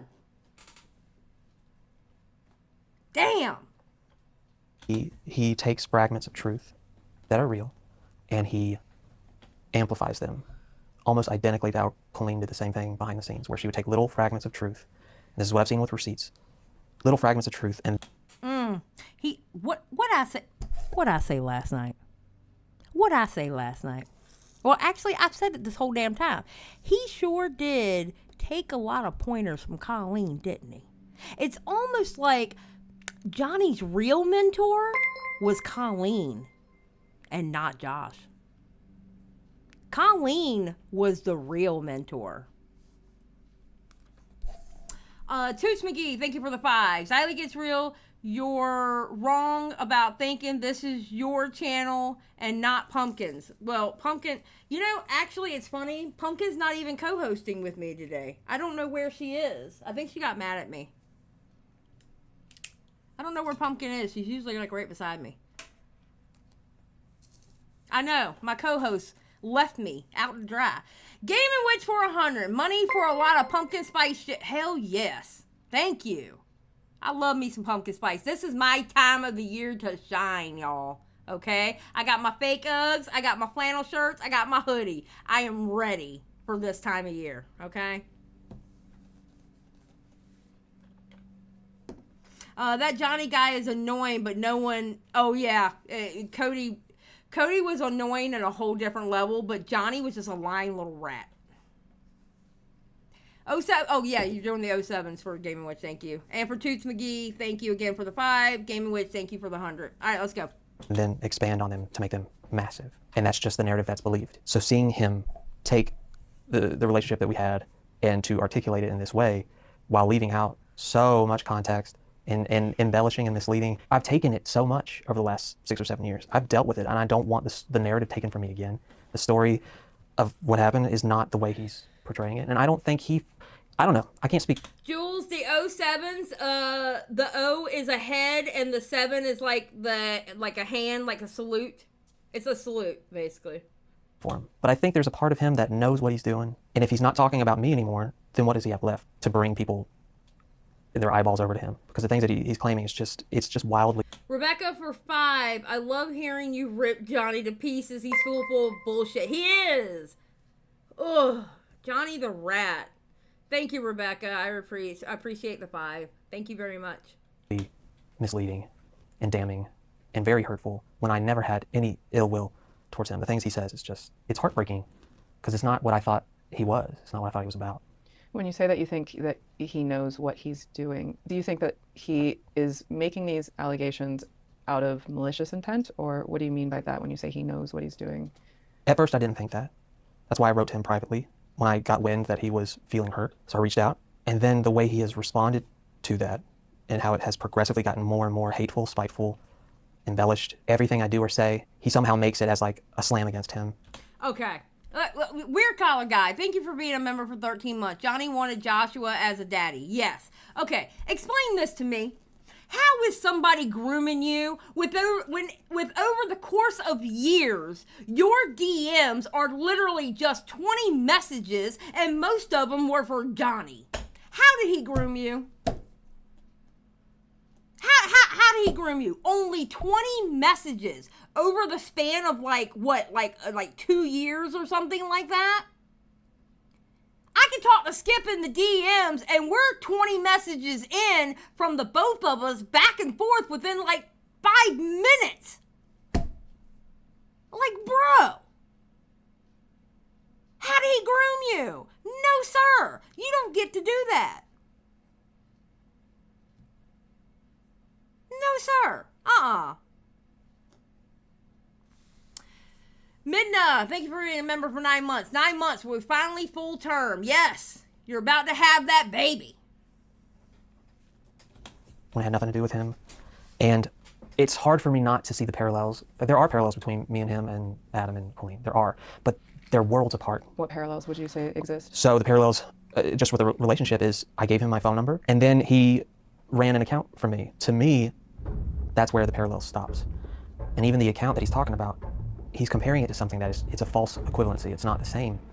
And he wants it to be the same. He wants to project that it's the same. And yeah, he thought it was a ticket to be like Adam. That's exactly what the fuck he thought. Because he's a lying little rat. He's a lying little rat. I wish y'all could see my face right now. Because I am just giving you're trying to, not him, but Johnny was bullshitting look. it's just not. Now, just to recap a bit from part 3, one of the things that I discovered in the 7.5 combined hours in speaking with John Silvestri is that, in his words, John and his parents went on a family trip to a show in New York City where they had a sort of... Thank you, Tusky, for being a member for 10 months. That's an insult to rats. True. Unofficial meet and greet to meet Colleen and Joshua alongside a number of Colleen fans. In my conversations with Joshua, I discovered that Johnny tweeted and spoke often in these chats about how he was depressed and having trouble in school, and Josh believed that John was in need of guidance. And at the meet and greet, Johnny handed them a paper crown he had won from the show to be autographed. Colleen signed it, and then Joshua signed, and then Joshua proceeded to put his phone number on the crown as well. But Johnny and Joshua have expressed that this was meant as some kind of misguided attempt at Joshua becoming a mentor, and I agree with both of them. It's very inappropriate, except... Brian, thank you for joining the Just Saying squad. 07's in the chat from Ryan, please. Thank you. I appreciate it. It's also worth noting that not only were Johnny's parents there for this, according to John. Spectre, thank you for being a member for 10 months. Hope everyone's doing well. Good to see you, ma'am. Thank you, Spectre.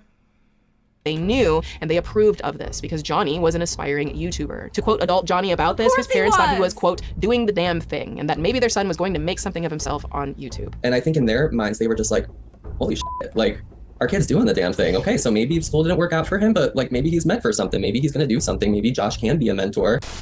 See? And that's what we call context, okay?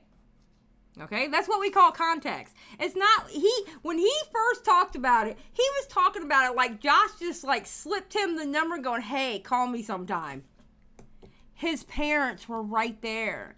Thought their son was doing the damn thing. It's not like Josh was hitting on Johnny and giving him his phone number. He sure did make it sound like that.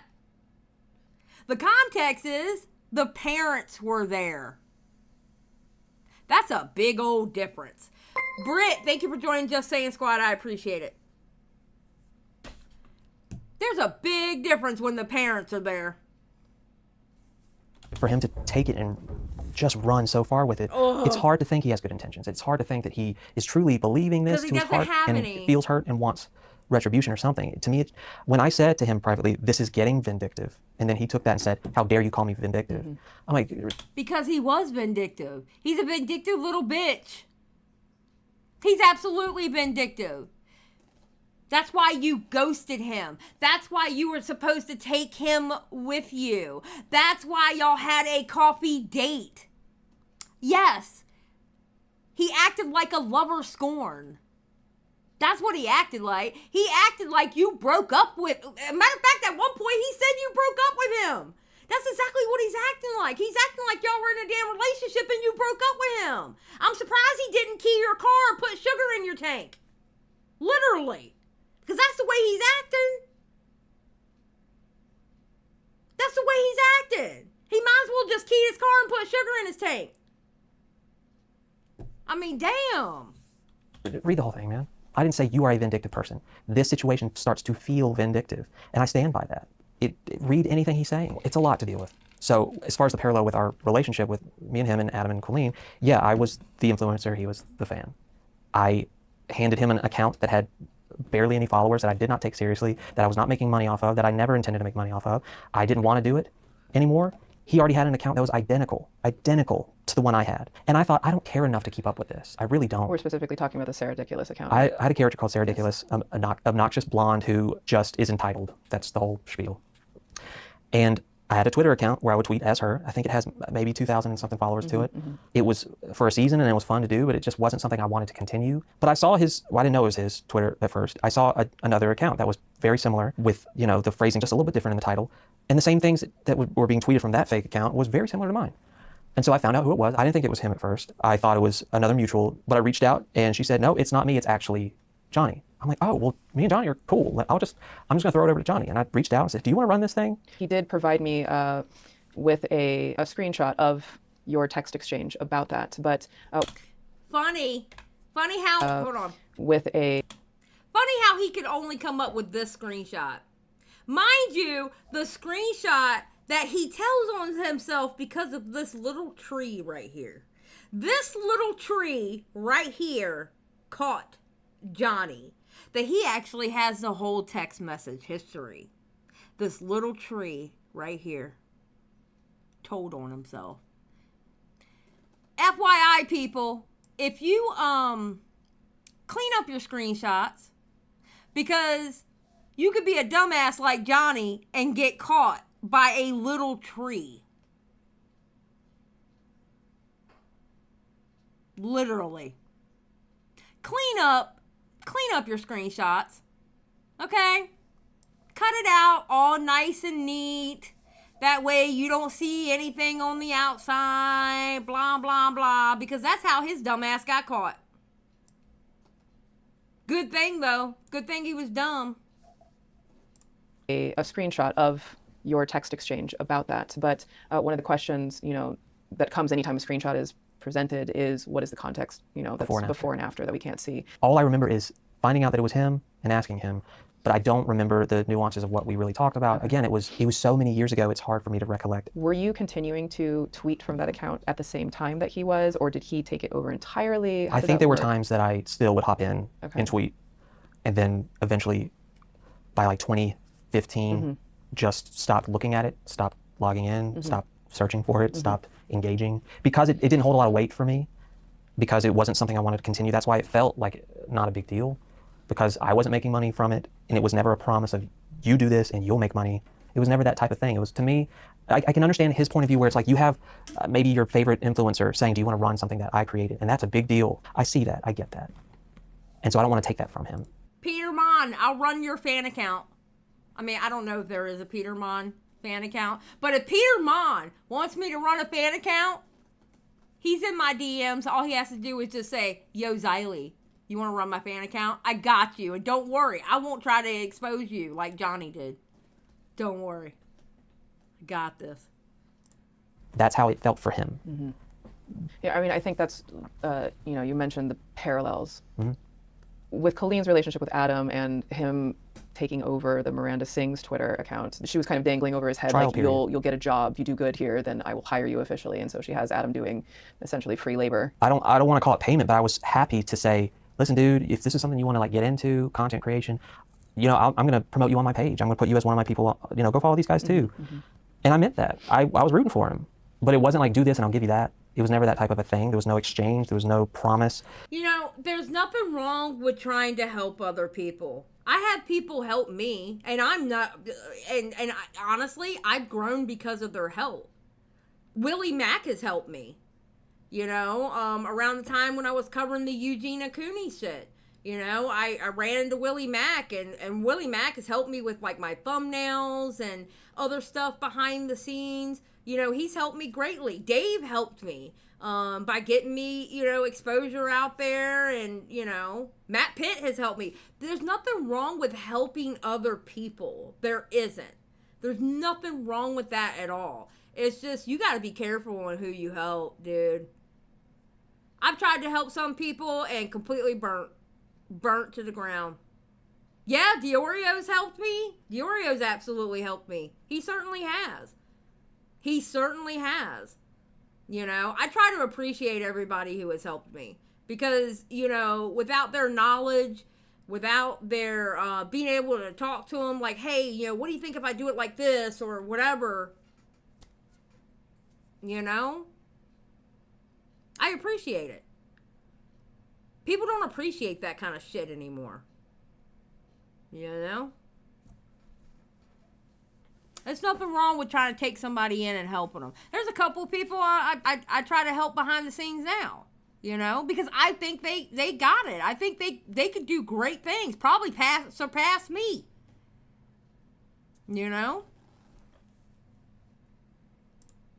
I mean, of course, like he brings up that I promised him up and down if I made it big, I'd bring him with me. This was my ticket to success, my ticket to happiness. No one could take it away from me. You can ask anybody. He would be like, oh yeah, me and Johnny, we're going to take over the world. We're going to make it big together someday. Johnny, my whole world and career crashed to the ground. Where was I going to take you? What did you expect me to do? Stan Marsh, why are you asking me? Can I say an inside joke, Xylie? Don't get mad at me. Go ahead, Stan. I'm going to pause until your joke is done. What is it, Stan? Am I going to have to yell at you? Am I going to have to take your wrench away? What am I doing? How am I going to react to this joke?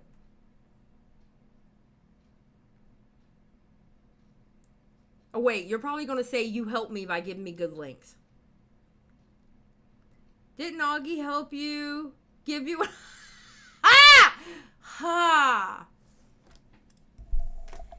Stan, I'm going to banish you from this chat. You are going to be no longer.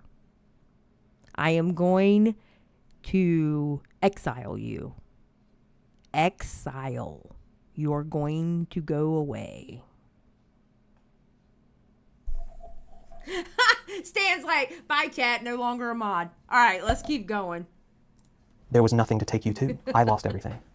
So when he keeps saying that as if it's like a weapon for him to use, it's like, well, why don't you include the rest of it? He's referred to that in an interview with me as you selling him a fantasy. And he used that word quite a number of times. Also, this fantasy of being kind of the bigger brother to him. You're going to take him under his wing and whatnot. And that's something that he's characterized quite often. Listen, no matter how many people you help, if they don't do it for themselves, then there's nothing you can do. You can't make people do it. It seems like to me, Johnny wants to ride off of other people's clout and he thinks it's going to get handed to him. No, you have to put in the work. You have to put in the work. People can suggest things to you all day long, but unless you put in the work, you're not going to get the fruits from that. You have to put in the work. And Johnny's lazy. Johnny thinks it's supposed to be just handed to him. No, that's not how that works. Do you agree with that? Were you making those promises? Was there a fantasy? To me, there was nothing true, Ollie. misleading about what I was saying. There was nothing inauthentic about what I was saying. Everything I said to him about those things, I meant those things. When I said, oh, you're like a little bro, and I'm a big bro, I meant that. I grew up in a culture where I had older people in a youth group, like I was a big Christian upbringing. I had older people in their 20s as mentors. And it was very normal for me because my father and I, we were on such bad terms and he was incredibly abusive. I needed somebody and I had it with the church people. So when I saw Johnny express to me, I have nobody, how did you make it out of high school? I don't have any friends. My heart went out to him. And he was just trying to be what he had growing up because apparently him and his father didn't have a great relationship. So he had those older people in their 20s when he was a kid being mentors to him. And he saw Johnny with the sad fucking story. And he wanted to be to Johnny what those mentors were to him. That's called being a nice guy. That's called being a nice person. And unfortunately, with Josh's story with Johnny, it kind of shows sometimes it doesn't pay to be a nice person. Because he got thoroughly fucked over. You know what I'm saying? He was just trying to be a nice guy. So that's why, to me, it didn't feel like a wrong thing to be like, I'll be someone that you can reach out to. Now, did that mean I'm going to talk to you every single day and we're going to be on the phone and I'm going to have check-ins with you? It was never like that. And the reason why I keep saying internet, big brother, when I talk about it sometimes, is because that puts a distance that I was very aware of and I was very conscious of. Now, as a reminder, John's correspondence with Joshua online began with him directly telling Joshua that he was feeling alone, depressed, and having trouble in school. This is an important context in understanding this story in general. Yes. I mean, I worried about him. The look on his face when I first started getting to like see him interact, I just felt really, not super protective, but protective enough that like something in me wanted to like lend a hand. He saw a kid that was down and depressed, and he didn't want to see a kid because it reminded him of him. It reminded him of himself, and he didn't want to see a kid like that. It's fucking sad, dude. Goddamn, you try to do something nice, and this little motherfucker years later is talking about how you groomed him. Get the fuck out of here. Oh my God, Johnny drives me absolutely bonkers. When did you first meet Johnny? And kind of walk me through the story of how you meet Johnny and how your relationship developed. They got wind that we were going to be in New York for a Miranda show. It's all kind of blurry for me because it was so long ago, but I remember there being a handful of people with him. It wasn't just him, and we were all talking. We were all like, oh my God, yeah, hey, so nice to meet you in person. He always had this kind of presence that seemed, I feel bad saying this. It seemed sad. He just seemed sad to me. And I remembered how it felt with my situation, and it broke my heart, and I made a mistake. And while we were giving autographs, which was a new thing for me, because YouTube at that point, I want to make that clear, YouTube wasn't my job then.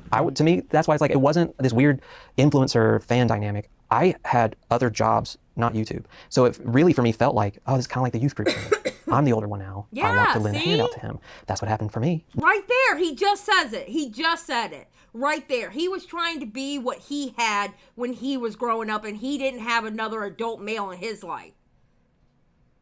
And there were adult males in his life that were mentors. He was just trying to be that thing. There was nothing wrong with that. Not, I'm this big person that everyone knows. The fact that they even wanted my signature was new. There was still a power dynamic there, of course, because you're attached to one of his idols. You become an idol as well, just kind of because you're associated with Colleen. Mm-hmm. Well, I hear what you're saying, that YouTube wasn't your job then. There's still going to be that element. I understood the dynamic. There. Yeah. I'm not saying like, oh, I'm just the Joe Schmo and that's all I am. I know I am, by association, part of this growing thing at the time. All I saw was someone that I felt my heart go out to. He felt bad for. I think you were about to touch upon, but Johnny has obviously said publicly that when he met you in New York, he was getting autographs from everyone. It was Colleen is Miranda, and you. But you, instead of just giving him your autograph, you also gave him your phone number. Mm-hmm. I sure did. Why did you do this? Why did you give him your number? The same reason why my mentors growing up had my number. And I was introduced to that idea as like, there are boundaries. You don't like call this older guy at all hours of the night. You use it. If things are bad with your dad, use it. I didn't know the way he had painted it to me. It was like no one was there for him. He didn't have anybody. He didn't have any friends, and he didn't feel like he connected to anybody. And I felt terrible for him. And it was a mistake to give him my number. I understand that now. But my intent was, to me, it never felt creepy. It never felt like I wanted to get something from him. Yeah. I felt almost responsible, like I should do this. I should help him out.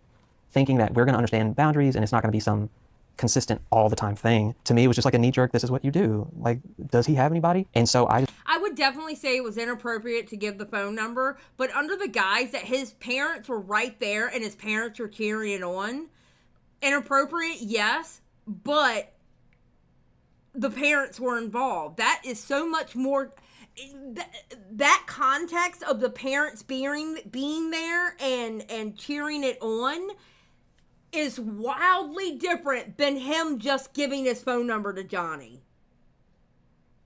That's like two complete different stories. It's a game changer. That's a game changer. The way he made it sound on Twitter, Josh just gave him his phone number like all willy-nilly, right? With the context of the parents being there, that's a game changer. Because at that point, it's just not on the hands of Josh about that phone number. It's in the hands of the parents also. Just thought, what if no one else reaches out to him? What if this is it? And I don't want to sound dramatic, but that's really how I felt. I thought this guy needs somebody, at least to say, I believe in you. I think you're going to do great things. You know, obviously the public is seeing you sort of unsolicited giving your phone number. Can you understand why people have so many questions around that? Yeah, I can understand how people will look at it now and be like, why would Josh do that? Because Josh at that time thought, I'm doing a good thing, and that's what good people do. And in retrospect, it's like, oh, okay, that set the course. That became increasingly aggressive. I agree. I think he just wanted to the point where I didn't know how to interact. What do you mean by aggressive? He would start to show up at shows. Of course, I wanted people to come to shows, but most of the time it wasn't even my show. At first, it felt normal and chill to have like, oh, that's Johnny. He's at the show. That's my boy. That's my little bro. What's up, dude? Now I'll hang over on the side where everyone else is here, but yeah, dude, how's life? What's going on? I didn't know that was going to be time and time and time again, that he would continuously show up at these shows. He stalked him. I'm telling... Johnny, just come talk to me. I have very, very specific questions for you. Oh my God, do I have questions for you. And I have them written down in my little notebook.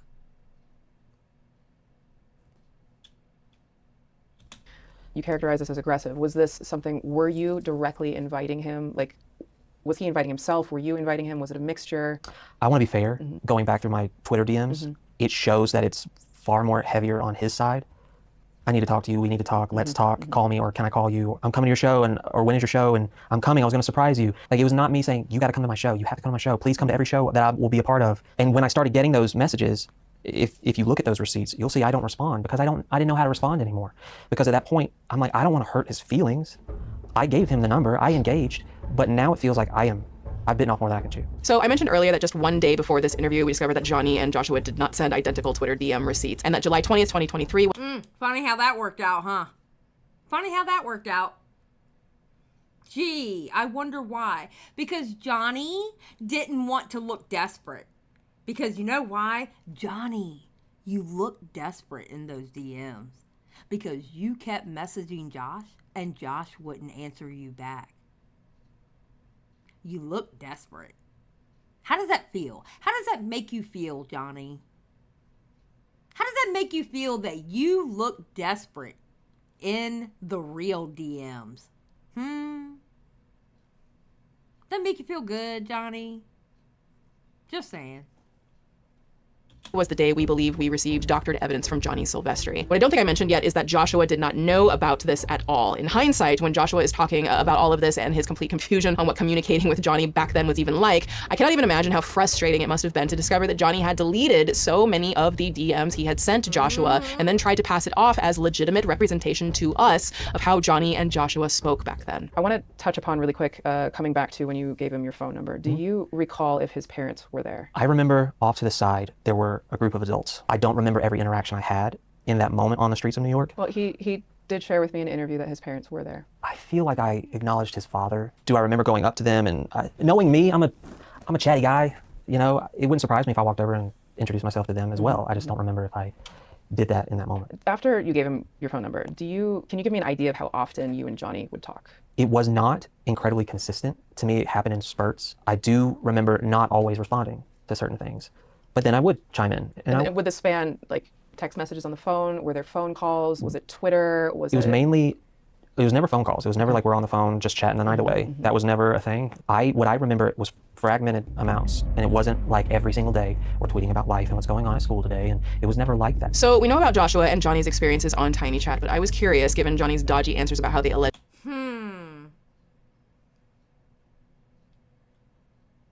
Yeah, I think Leon's busy right now. He's probably sleeping, knowing him.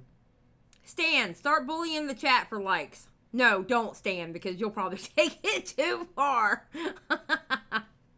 Allegedly spent time alone, what Joshua had to say about the concept of the two of them spending time alone.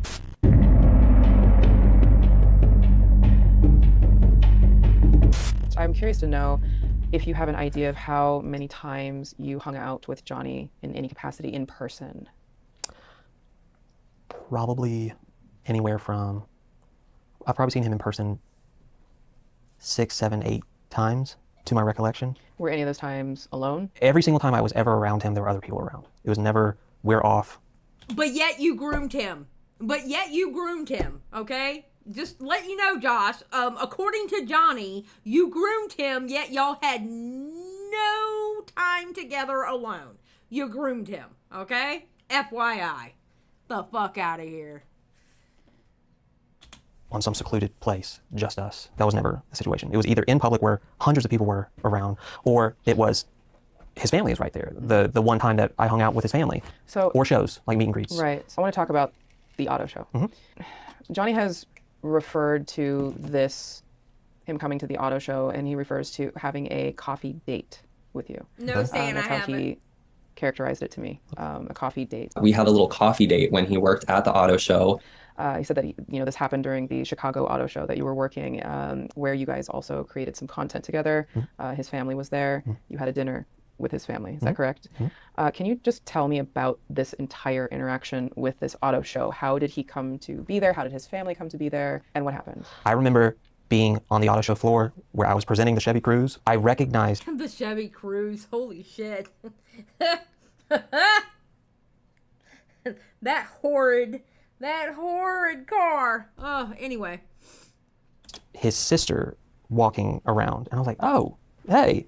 And at the time, I believe his sister was like in college or getting into college. And I'm like, what are you doing here? You like cars? And I'm sitting there on this rotating thing with a car, talking to her, just like I would talk to anybody coming up to see the car. And that turned into leading to, well, now Johnny and my family also want to hang out, or they're wondering if you can, or they're wondering if there's time. So you run into his sister first. Well, yeah. Okay. To my knowledge, I saw her first, and there's also a picture on Instagram where we're at the auto show and it's me and his sister. Yes.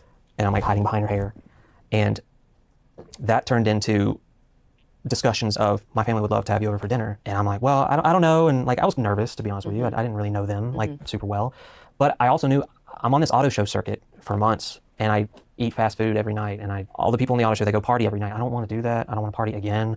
Hey, Johnny's cool, and his family seems so much like families I grew up around. So I was like, you know what? Fine. Yeah, that sounds like a great idea. Was Johnny there when she had invited you to dinner with the family? I honestly don't remember. I don't remember if he was or was not. I do remember talking to him at some point about it. To be honest, again, like... Johnny painted that like it was... Johnny paints that totally different. I'm sorry. I can't believe a word out of Johnny's mouth. Johnny could tell me the sky is blue, and I'm going to be honest with you, I'm going to look up to make sure. He could tell me, it's raining. I'm going to have to look outside to see if it's raining. Because I can't believe a word that man says. I really can't. I really can't.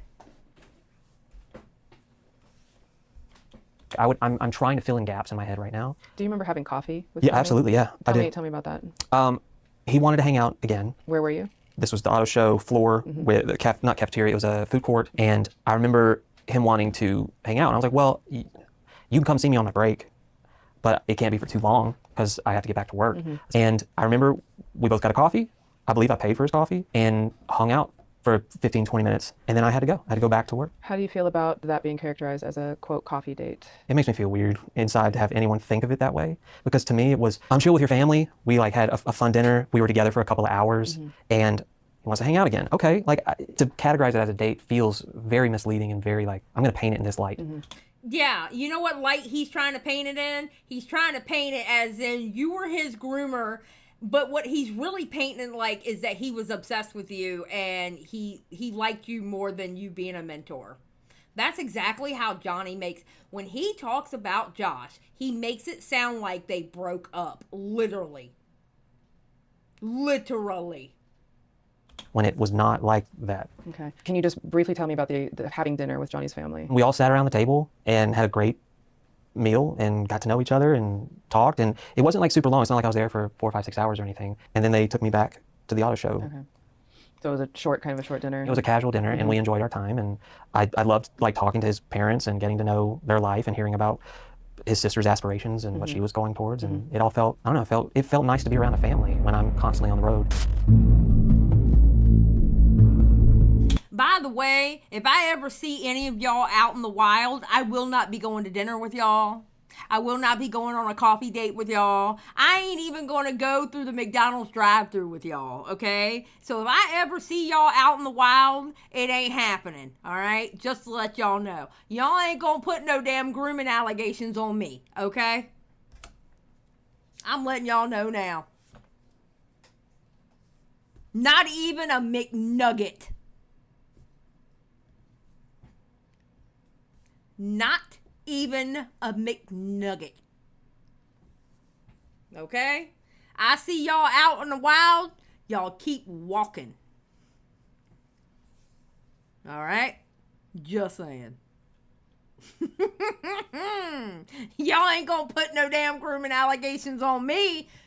I can see now. I run into one of y'all out in the wild. Oh my God, Xylie, I watch your channel. I just turn around and walk the other fucking directions. I don't know you. Who's Xylie? Who the hell is Xylie? I don't know a Xylie. What? Shit, I'll ghost the hell out of y'all. Henrietta's like, haha, I was only inviting Pumpkin anyway. Shit, y'all ain't catching me up. Nope. Mm-mm. Oh my God, Xylie, I watch your channel. Can I get a nugget? Nope. No nuggies at all. No nuggies. One of the things that made interviewing John Silvestri so frustrating is that in virtually all of the stories he told me, he claimed back then he was 15 or 17 years old and being directly invited to Joshua's shows. Yes, Johnny was 17 for 3 years straight. Yep. Across the country, while also proving through his own words that this wasn't the case. One of the most perplexing examples of this came when John told me a story about how he flew down to California from Illinois to catch one of Joshua's shows that he claimed Joshua made him go to, and how he was allegedly 17 years old and renting a car to do that. To be clear, none of that was true. He was an adult, and the invitation John talks about was Joshua promoting a show on Twitter. I want to touch upon quickly on the Gaming Witch, you mean you don't want dinner at Captain George's? Thank you for the 5, Gaming Witch. You know what? Funny enough, Gaming Witch, I don't like Captain George's. I really don't. I don't like Captain George's. Because it's like they make all of their seafood out of the same pot, because the lobster tastes like the crab, which tastes like the flounder, which tastes like the crab cakes. I mean, it literally all tastes the same. I don't like Captain George's. So no, Gaming Witch, not even Captain George's.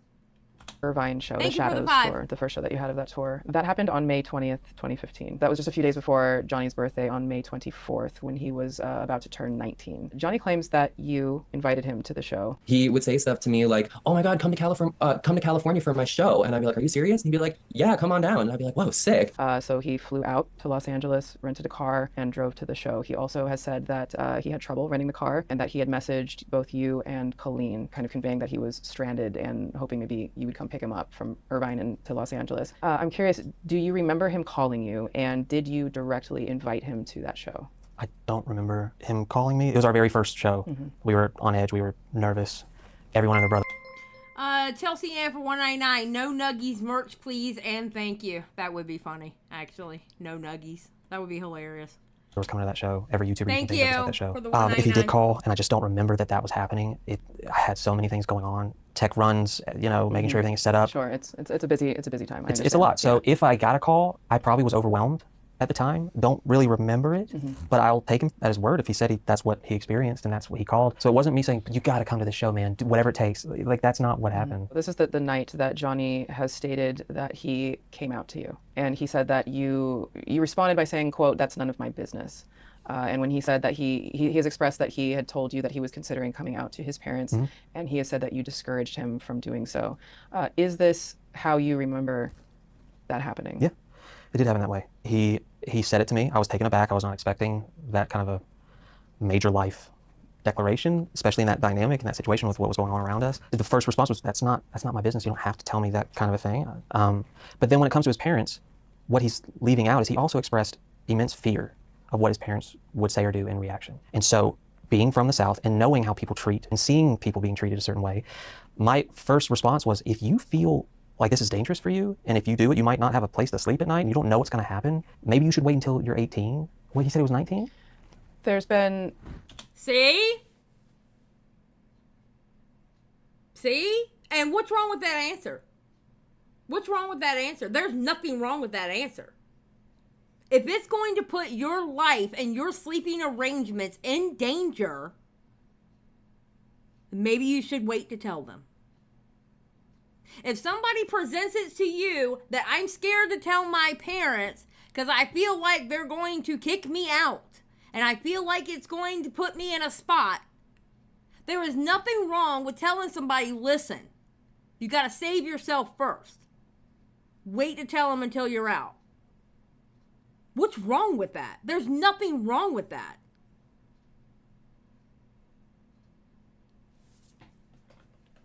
There's nothing wrong with that at all. What's up, Angsty? Because I don't. There's been different ages that have been That's what I'm stated, like- But when he has said that this happened at the Shadows show, which would have been in 2015, so that would have put him 18, turning 19 at the time. So he has said that this is when it happened. So I I'm just going off of that absolutely- yeah, sure. information. So he would have been Well, then, about to turn 19. then what I recollect is that he was living with them. He was still under that roof. And my response was, if you feel like that would mess that up and that you would not have a place to go, then my advice is to get on your own 2 feet and be able to take care of yourself. If you don't feel like the response, you know them better than anybody else here would know.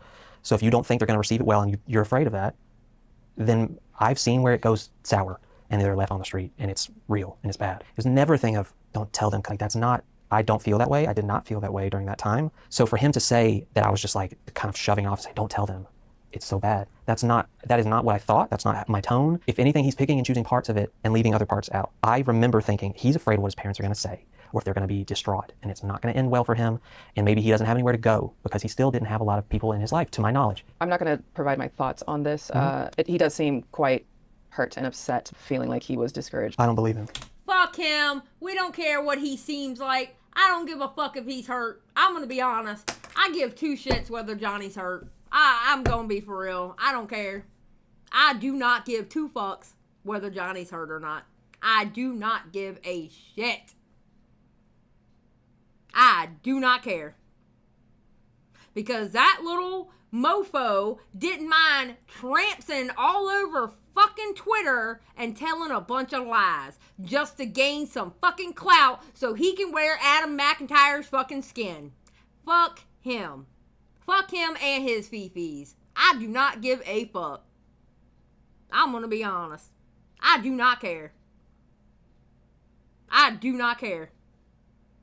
You reap what you sow, motherfucker. I think he knows me. For him to say that I discouraged him because I thought it was wrong or there was something wrong with him is absolutely the polar opposite of who I was then, especially who I am now. There's no part of me that would shun him in a way of like, don't you say that. That was never part of it. I think he knows that. It feels like a lot of things. He pulls fragments and he leaves out context. And when you do that, you can string together any type of narrative you want. It's happened to me so many times with the Colleen situation. So it doesn't feel right for him to twist it without the context of it. He also communicated this other thing that changes to me the whole dynamic. I feel like it was at the meet and greet. There's a lot. And this right here, him talking about Johnny, shows you that Josh was telling the truth. Because that's exactly what Johnny did. When he was talking about shit between him and Josh, he was taking shit out of context on purpose. He was taking shit out of context on purpose. Just so he can twist it. Put the lotion on the skin. I'm telling you. A lot of things happening, and he drops this. Okay, you dropped it. I don't know how to take that in this moment. I got a whole line of other people waiting, and now you're expressing you don't know how it's going to go. So to hear him just push that narrative over and over and over feels very dishonest. I'm going to leave your words to speak for yourself there, because I think it's a very obviously very sensitive subject. And within the same time frame, though, a few days later, per what Johnny told me in an interview, he said he received a birthday gift from his family, which was a video montage of a bunch of family friends and whatnot wishing him a happy birthday. And it included clips of you saying happy birthday to him and Trent Ballinger. On Twitter, Johnny has characterized your video clip. He's clipped it out, he's put it on Twitter, and he's characterized it as very creepy, a creepy act. What's up, Johnny? Happy birthday, man. Today's a big day for you. Happy birthday, man. I believe in you. I'm proud of you. And I cannot wait to see what the future holds for Mr. Silvestri. To Johnny. What the future holds for Johnny. However, how is that creepy? We have Cameo now. Have you seen some of the Cameo videos? That's no different than me shouting out somebody whose birthday it is in the chat. Or telling somebody happy birthday on Twitter. It was a fucking video that his family contacted him for. I mean, how was that creepy? It was a fucking birthday message. In my interview with him, he told me that, and I don't think he's shared this publicly anywhere, he told me that his family hounded you to make that video. And then even more confusing is that video you see of him wishing me a happy birthday. They told me now that they had asked him if he would do it, and he said, yes, absolutely. And then they had to hound him and be like, dude, you said you'd make the video. Like, come on. Like, you're the only person we're waiting on. You're not Beyonce. Get on your phone and just say, hey, Johnny, happy birthday. It doesn't have to be anything extravagant. You said you'd do it. I was asked repeatedly, can you send this? But I was asked that question from numerous fans. It's my birthday. Can you send me a birthday shout out? It was like Cameo. Like it was something that, yeah, every now and then I would either tweet to people, happy birthday, I heard it's your birthday, or I pull up my phone right then and there and be like, hey, Margaret, I heard it's your birthday. Happy birthday. Hope you have a great one. And I remember hearing, hey, it's his birthday. Can you add, we're doing this. Can you add to it? And I mean, why would I not? For him to call it creepy, I don't understand what's creepy about it. Tell me what's creepy.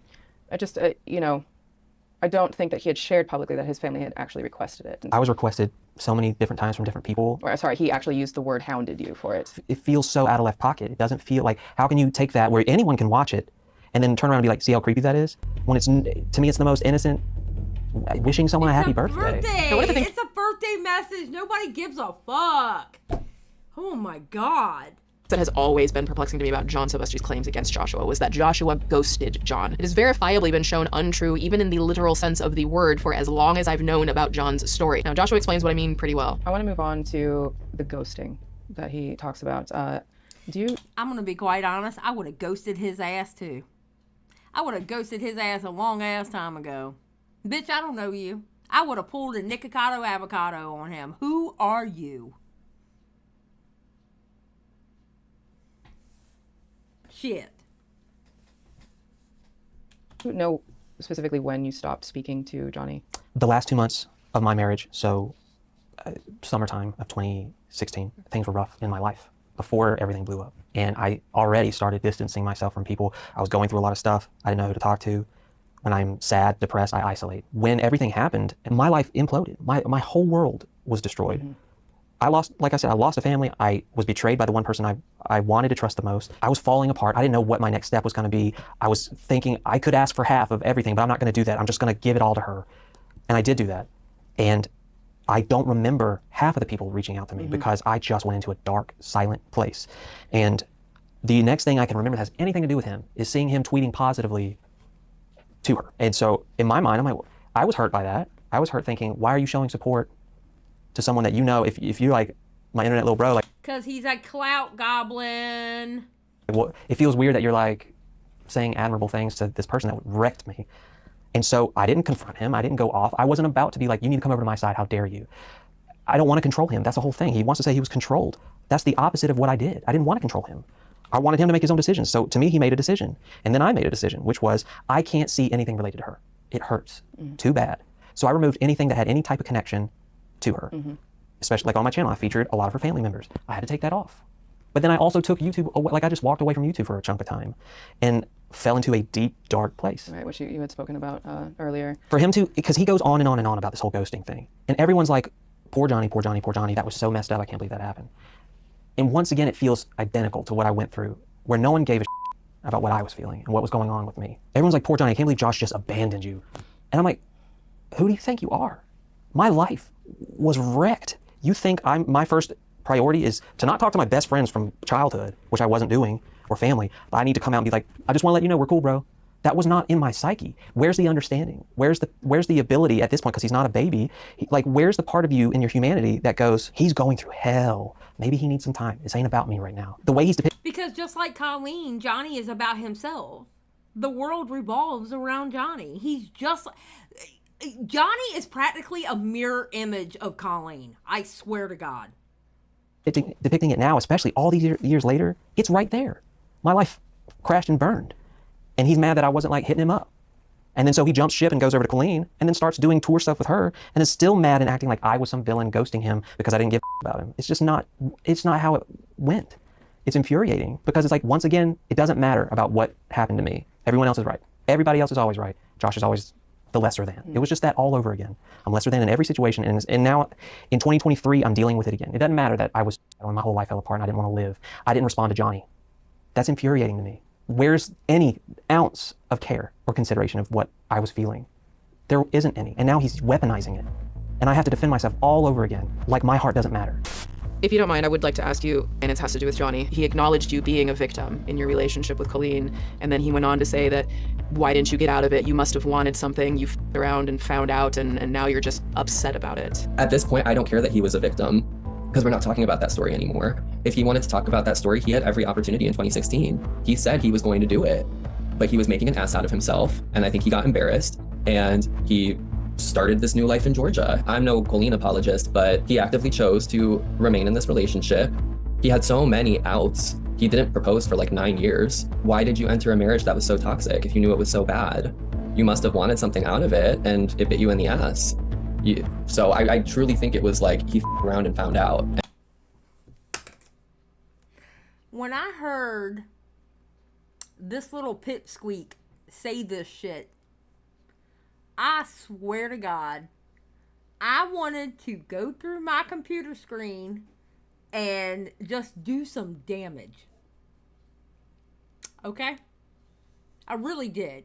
And it's more about, you can tell he is talking all tough, but he hasn't really been through shit.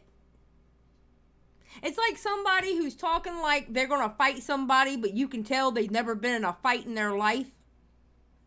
That's how I feel about Johnny.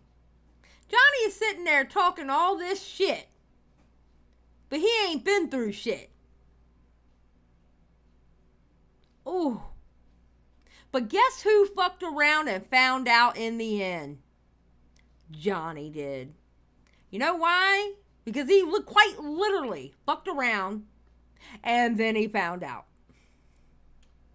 And now he's just upset about it. How did that make you feel, hearing him say something like that? He's saying the quiet part. He's saying what I think everyone is saying. Did y'all hear? He was about to say, he was about to say he's saying the quiet part out loud. He was about to say he's saying the quiet part out loud. That's sad. But it's the truth, though. Because that is what people say about you behind your back when you get out of a bad relationship. They will say that. I know for a fact. Been there, done that. That is the quiet part out loud. How did that make you feel, hearing him say something like that? He's saying the quiet part. He's saying what I think everyone is saying. It didn't feel new to me. It didn't feel like, oh my gosh, I can't believe it. It's like, yeah, I've heard that. People just don't care how it affects me. Yep. I just really started believing that I just didn't matter. I didn't matter. How it affected me doesn't matter. My emotions doesn't matter. Johnny himself said, I don't care. Like, to me, it wasn't like some sword through the chest. It was just kind of like another numbing slap in the face. Another like, yeah, you already know this. You know that you were just this thing. You weren't a person who also has feelings and a journey and hopes and dreams and downfalls. Like, cool, you don't like me. I have thought that a lot of people don't like me for a long, long time. And it used to suck my soul dry. And now I have closed myself off. And I only truly look for that kind of validation with only a handful of people, if that. You have been, I don't want to like just... You know what? And that's all you need. You don't need anybody out there. You don't need everybody. You don't need validation from everyone. You don't need that in your life. Fuck getting validation from everyone. If you have a partner, your partner should be the main person you get validation from, as well as you validating them. Okay? And 2, keep your circle small. Keep your circle small. Don't run in big circles, because big circles will fuck you up. Big circles will fuck you up. Keep your circle small. Keep your circle of friends small. Small and tight-knit. I'm telling you. Kiss up to you. I don't feel like you're in my corner. I feel like you are, you just care about truth and finding what that truth is and presenting that truth. But I feel like I have never experienced that. Presenting the truth has changed a lot for me. It's one of those things I just never thought it would happen. So thank you for being the only person in this whole shenanigan that like made me feel like I was worth couple of cents. You know, like I really appreciate it. Well, you know, as I've told you, we just feel like in order to have an accurate story, the responsible thing is to hear from as many of the people involved as possible if they want to speak. I don't want to skew how you're going to edit this or what you're going to show. You can't, so don't worry about that. And also, you know that I will grill you. You know, the truth has a way of showing itself as long as you are willing to take accountability. I do not regret caring about him. I do not regret wanting to be a positive force in his life.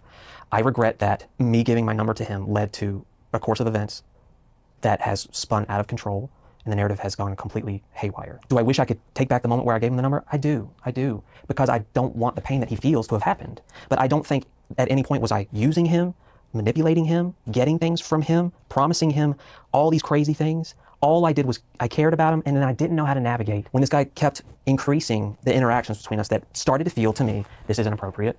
I don't know how to handle this. I don't know what to say. I don't want to hurt his feelings. He already feels like a vulnerable person. I don't want to be another rejection. So when I reached out to him, when I got wind that he was still so upset, I absolutely felt for him. And it wasn't to save face. It was private. It was me saying, I didn't, you know, and I misstepped in my apology. He picked it apart, but I genuinely meant I didn't mean for any of this to happen. You were too young to understand boundaries. The next sentence, that was my responsibility. He doesn't try to include all of that. In that first apology, I said, you didn't understand boundaries. Next sentence, that was my job. And I didn't do that for you. And boundaries. Because he's a piece of shit. Johnny is so frustrating to me. Johnny is so frustrating to me. He is a colossal piece of shit. He really is. To purposely try to hurt somebody just so you can get some clout, that's a shitty person. And not just hurt somebody. It's not like calling names or you know, just being a shitty person to them. It literally life ruination that could destroy everything this man has built just so you could get some clout. That's fucking horrible. You're not even a human being at that point. It's ridiculous. Meaning? Boundaries meaning when he started showing up at all the shows and he would just stay and after all the people were gone with the meet and greet. How do you tell someone who says they don't have any friends or they struggle to have friends? How do you tell them, listen, man, you can't be hanging around every time like this? People start to look at that and they think, well, I want to hang around too. He gets special treatment. I saw it and I didn't know why would you say to someone vulnerable in that point? I had already established a connection that I wasn't prepared for it to evolve into what it did. And then I didn't know how to navigate. Well, I just want to recap something that was in the Twitter DMs that you shared in the couple of minutes that we have left.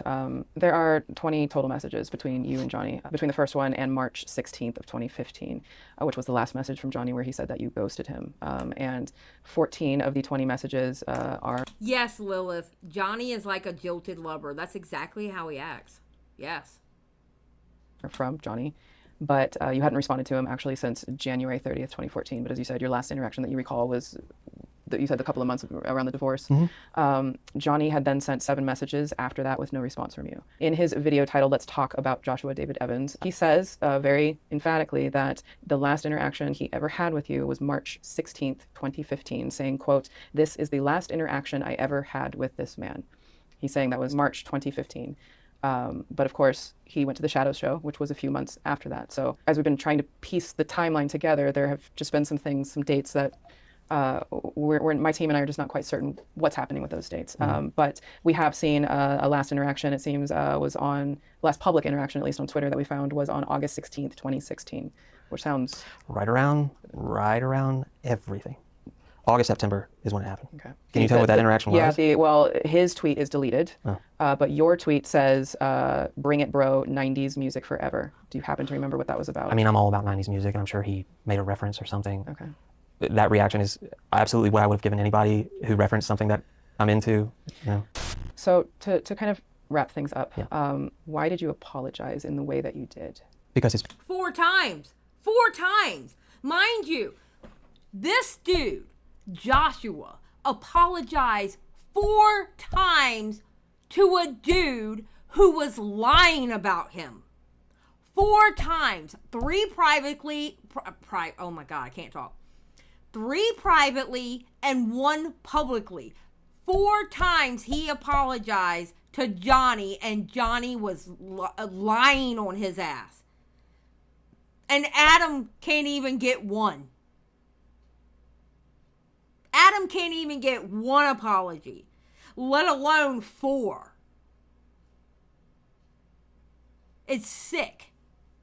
Pain in those moments, the initial moments that I started seeing all this pop up, his pain seemed so guttural and real that the first thing I wanted to do was run and say, whatever I did, whatever participation I was a part of with this, I am so sorry that it led to any type of pain for you, or it led to a disconnect of boundary or what was expected, or where I dropped off, or whatever role I played that led to this being so harmful for you. I want to let you know that that was never my heart, and I'm so sorry that that happened. It was never my intent to swoop him in and then take him on this ride that led him to then be mistreated by Colleen and Corey on tour after the fact. Like there was no ill will. I never had ill will towards him, and I'm really trying my best now to not let my ego get in the way and say things I'll regret, because if you look at the things he says to me now, or not to me, he blocked me because I kept apologizing to him. And he goes on to berate me daily on lives, on tweets directed at me, and then tells me, get my name out of your mouth, Josh. Yet all he does is drag me through the mud and embellish every single thing he can. The way he's piecing it together is so unfair.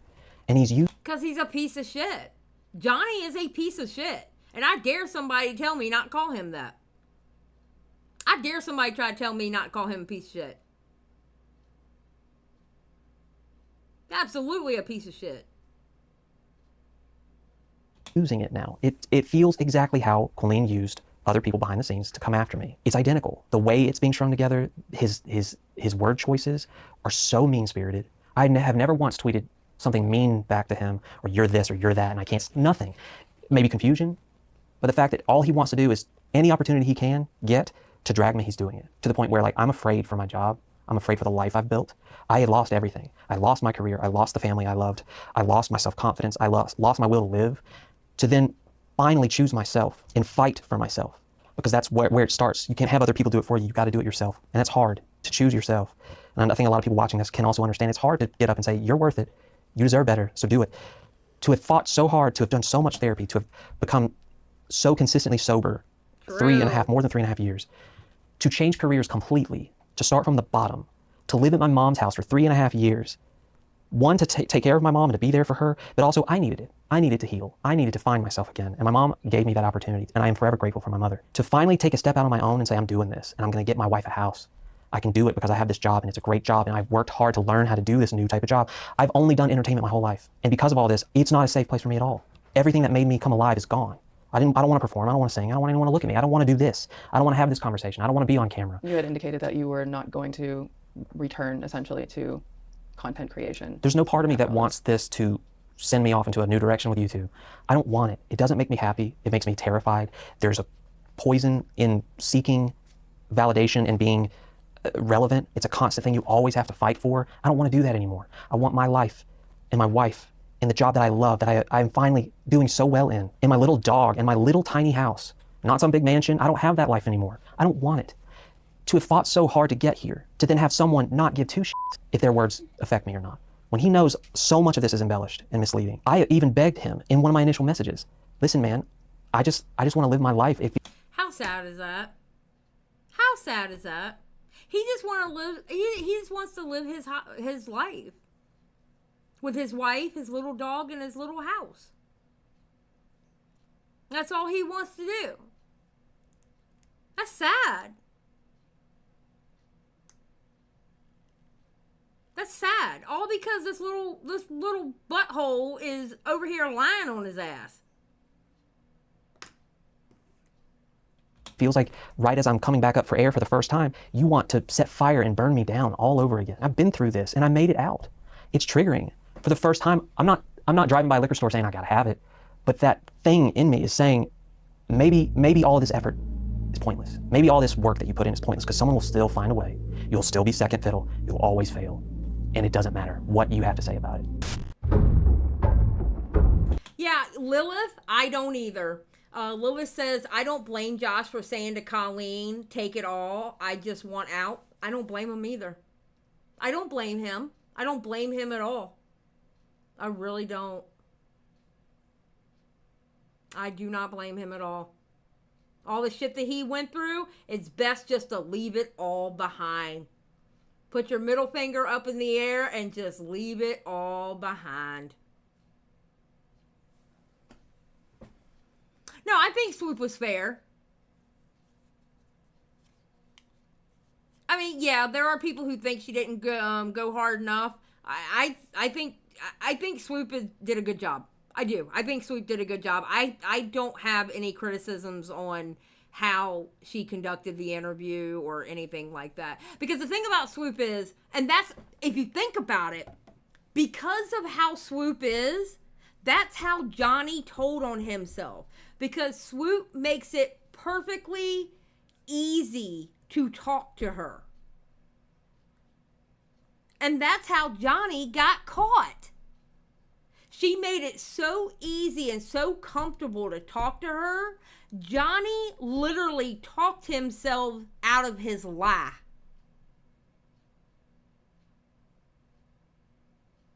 I don't care what the Reddit says. I barely ever care what a Reddit says. I'm going to be honest.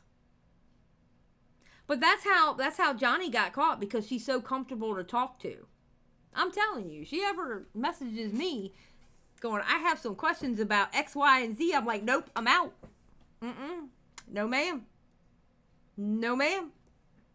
There'll be one last live stream, and then I'm getting rid of the Twitter. I'm privating the channel, and I'm like, peace. I'm out, because Swoop ain't coming down on me. No. I'll go back to doing what I used to do.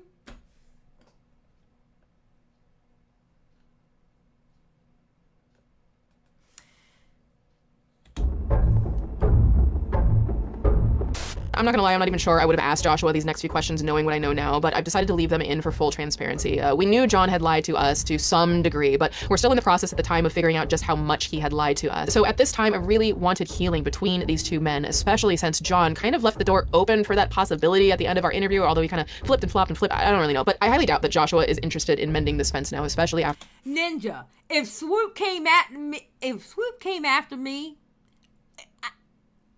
what kind of swinging am I going to be able to do? Can we be honest? What kind of swinging would I be able to do?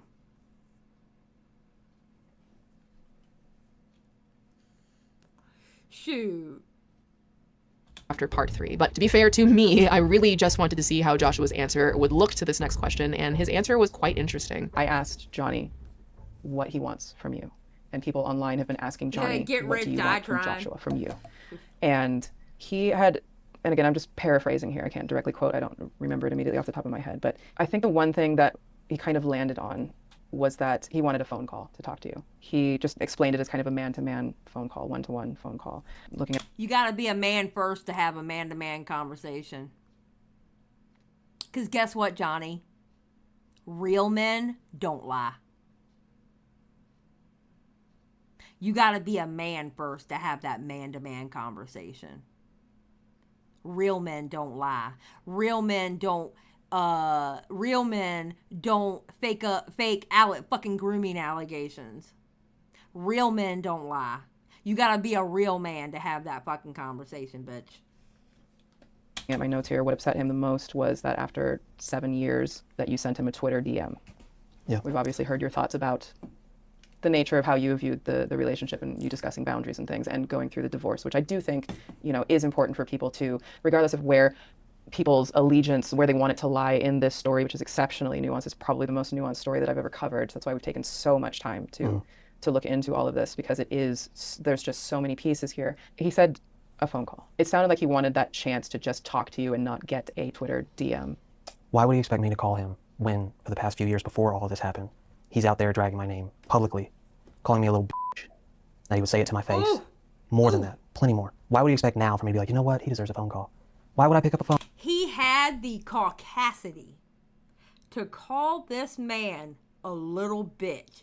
And he was out here on the Twitter streets running his goddamn mouth, attaching himself to every drama that had to do with Colleen, and practically trying to suck up the clout of Adam McIntyre's pain. And he had the caucasity to call this man a little bitch.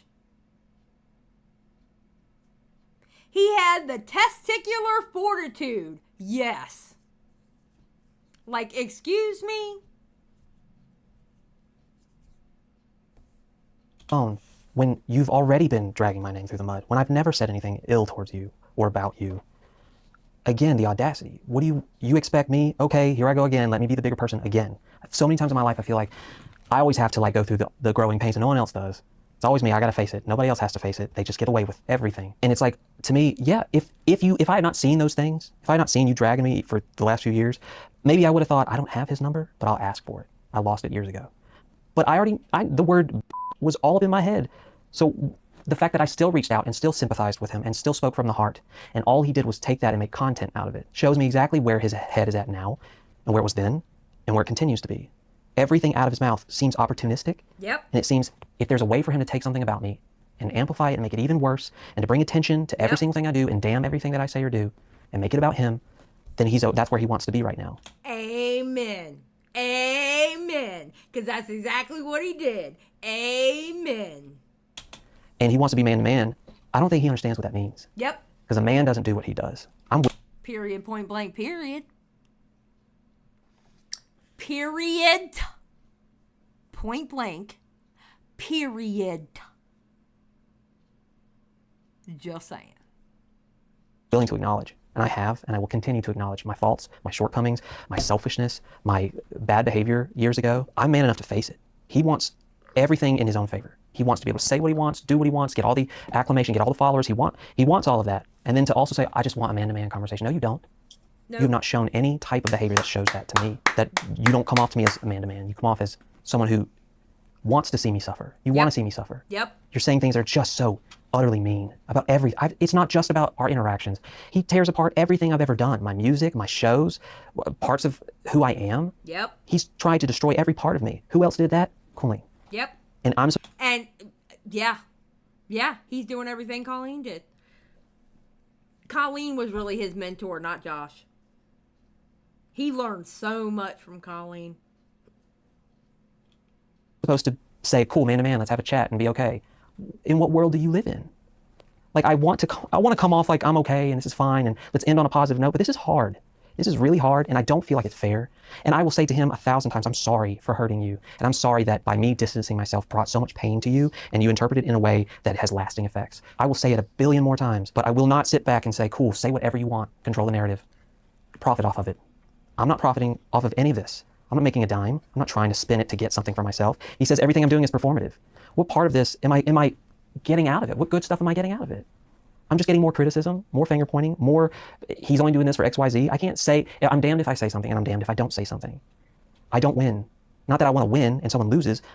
All I'm trying to do is be authentic and be real and be compassionate. And all of it is rejected and twisted. He's doing what Colleen did. He's using fans, younger people, painting a picture of me, and then he's sending them out, just like it happened in 2016. Yet again, like Colleen. Again, Josh wasn't his mentor. Colleen was. Colleen was his mentor. Because he sure did pick up a lot of traits from Colleen, didn't he? He picked up a lot of traits from Colleen. He acts just like her. Johnny Silvestri acts just like Colleen Ballinger. 2017, 2018, 2019, years. And now he's doing it. I'm getting those same kind of comments now. The DMs I get, I'm happy I'm sober and I don't drink, because if it was back then and I got these comments, it would have sent me right back to that bottle. But not anymore. I want my life and I want to protect it. My wife deserves it. My little dog deserves it. I feel riled up right now, but it's only because I want to protect my little bubble, my little private bubble, where I make little tiny videos on Instagram about going to Home Depot. That's all I'm doing. I'm not making money off of that. It's just, all of it feels wrong. It doesn't feel right. And once again, I feel like I either just tuck my tail and just accept that people are going to say what they're going to say and drag me once again, or I try to somewhere find the middle ground. I'm not a saint. I'm not perfect. I know I messed up, but I've done so much work to right those wrongs. I don't see anybody else popping up and taking accountability. It's not easy. I was the one rejected in the first place. And here I am again saying, I did these things. And it's like, it just doesn't matter. It's hard to feel like when you're a kid and you think you don't matter because someone tells you you don't matter. And then you're 39 and all of a sudden you got tons of BMs telling you how you are, like you don't matter. I wouldn't wish that on him. He's better than me. That's all I'm going to say on that one. He's better than me. Josh, adults better than I do. That's all I'm going to say on that one. He is a hell of a lot better than I am. I can tell you now, if I was put through all that hell, I wouldn't be wishing good on anybody. I can tell you that actually for a fact. Because I've been put through less and wished a hell of a lot worse on people. He's a better person than I am. I can tell you that now. Oh yeah, I'm spiteful as fuck.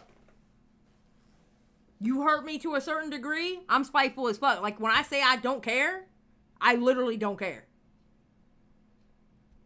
And when I say I don't care, when I say I literally don't care, like I literally don't care what happens to whoever I'm talking about. Literally. If you could sum up what you're feeling in one word, what would that be? So many words. Afraid. I'm afraid. I've been afraid of her for years and what she was capable of doing and what she did. Afraid of now losing everything that I worked so hard for in a very genuine, heartfelt way. No manipulation, no shady stuff, just trying to do the right thing and work hard. I'm afraid. This is my life. Let me ask you one more question. One word, yes or no. Have you forgiven Colleen? No. And you don't have to. Hell no. Don't forgive that bitch. Hell no. You don't have to. You don't have to forgive her. No. You don't have to forget. Listen. Look. It's up to you whether you want to forgive somebody or not. If you don't want to forgive somebody, you don't have to. That's called life. Shit. If it makes you, I'll tell you what. If forgiving somebody makes it easier for you to get over things, sure, forgive them. Forgive them. I run off of spite and caffeine. There are plenty of people I have never forgiven and I will never forgive. And there's also been times that I have forgiven people, but it all depends on the situation. It all depends on the situation. But you don't have to forgive anybody for anything. Speaking of co-host, what? I'm almost done. Good God. Do you think Feel terrible saying. you don't have to feel terrible for saying what you feel? She's never shown me remorse. I don't forgive her, but I also do my darndest not even let her cross my mind. I don't want to think about her. And at this point, I'm very happy that I don't need it anymore. I have what I need. If you were to give one final statement to the public who's watching this, what would you want to say? I don't care how old you are, if you're a kid, a teen, college, a parent. When you seek the validation of an influencer rather than the people that are truly in your life, that's a road that becomes dangerous. True! That will lead to only pain and feeling let down. Value those in your life that truly show up, not just enjoy the clicks and not enjoy what your view does for them. There are a lot of mistakes I made, but I know there are a lot more that could have been done, that has been done from other people. And I plead to anyone watching this, seek strength in yourself, validation in yourself, and the people that are around you. And if you don't have someone around you, don't seek your validation from a social media person, a celebrity. They might care about you, but they can't. You're not their family. We're not your family. We're not your friends. Okay? That person you look up to, they're not your family. They're not your friends. The people you should be close to like that are your family and friends. The people you see through a screen, no. Get entertained by them, absolutely. My God, I hope you're entertained when you come here, all right? But I'm not your family or friend. You know?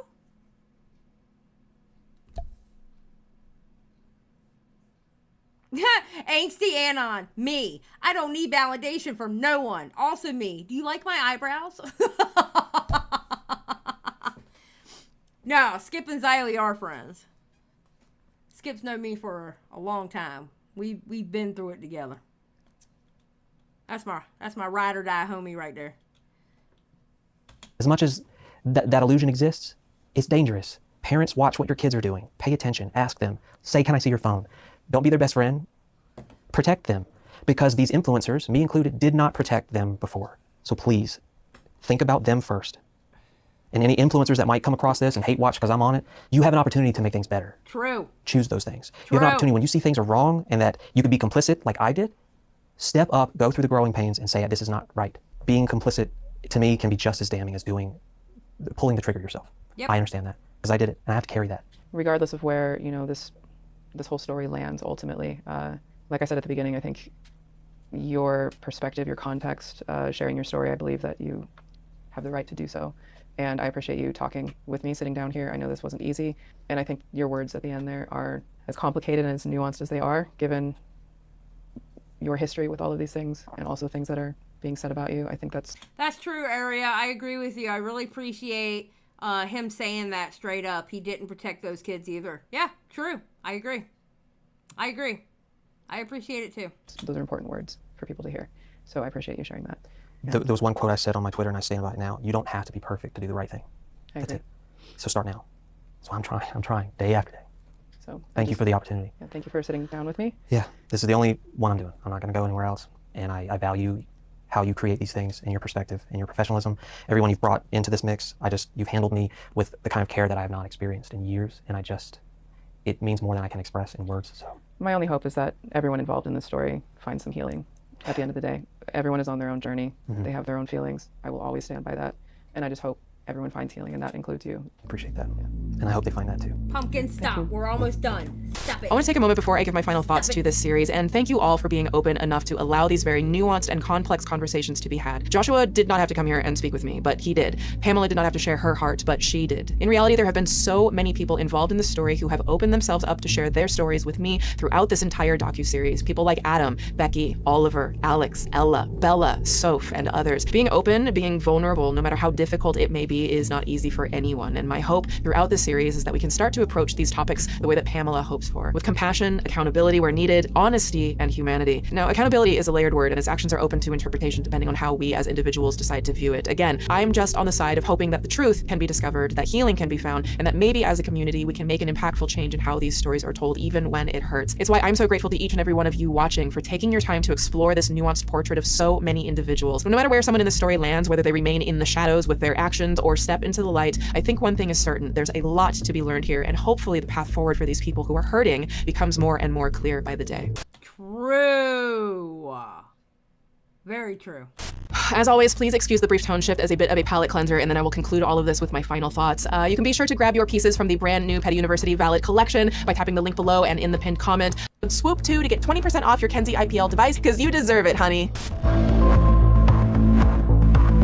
I want to echo some of the sentiments that I've had throughout covering this story over the last 3 months, which is my belief that the Colleen Ballinger universe and the actions of a few have had widespread, lasting, negative effects on so many people, almost too many to count at this point. When I first pitched this story to my team, the three of us set out with one singular goal here: to get to the Okay, first of all, there's only 3 of them on her team. Can you imagine? Bro. I thought, okay, when she would always talk about her team, I was thinking like 6 people at the very least, right? There's 3 of them. There's only 3. 3. Bro. I was thinking at least 6. There's only 3 of them. Oh my God.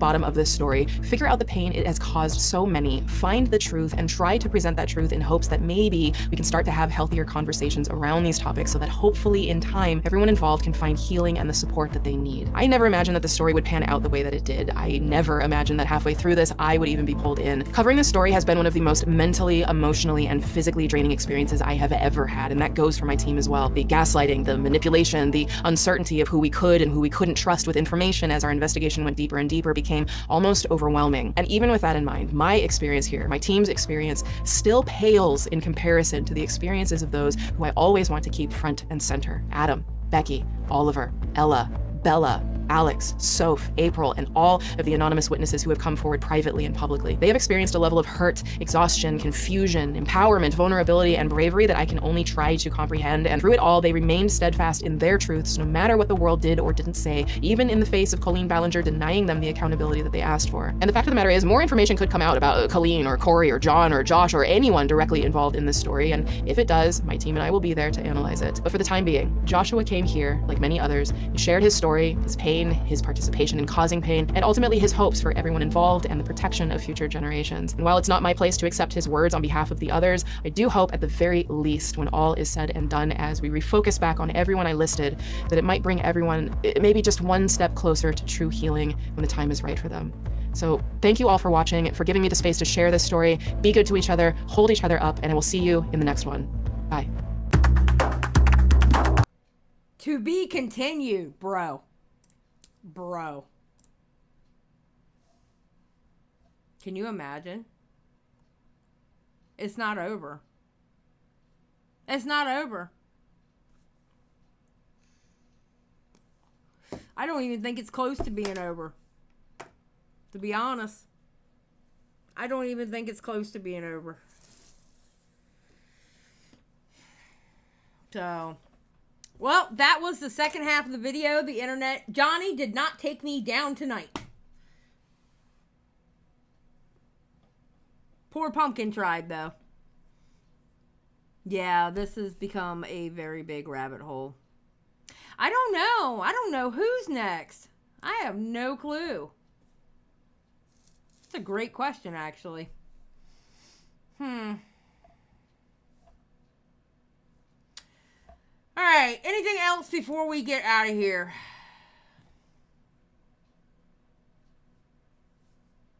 You think Corey's next? Oh, it could be Corey.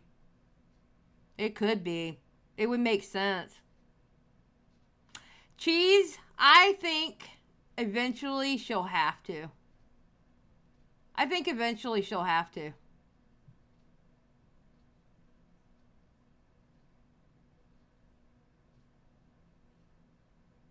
Honestly, I think she'll have to. All right, guys. Well, I'm going to get out of here. I got to go record with the ladies in about 2 hours. So, got to get ready for that.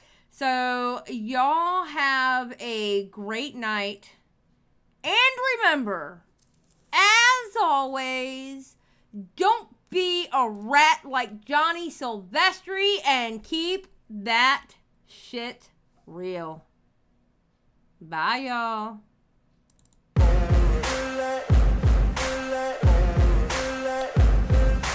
Ain't no motherfucker in this world could do it like me. Open up your eyes and insert a little rising. You don't have to love me, you don't have to like me. Got enough love in myself, in my psyche.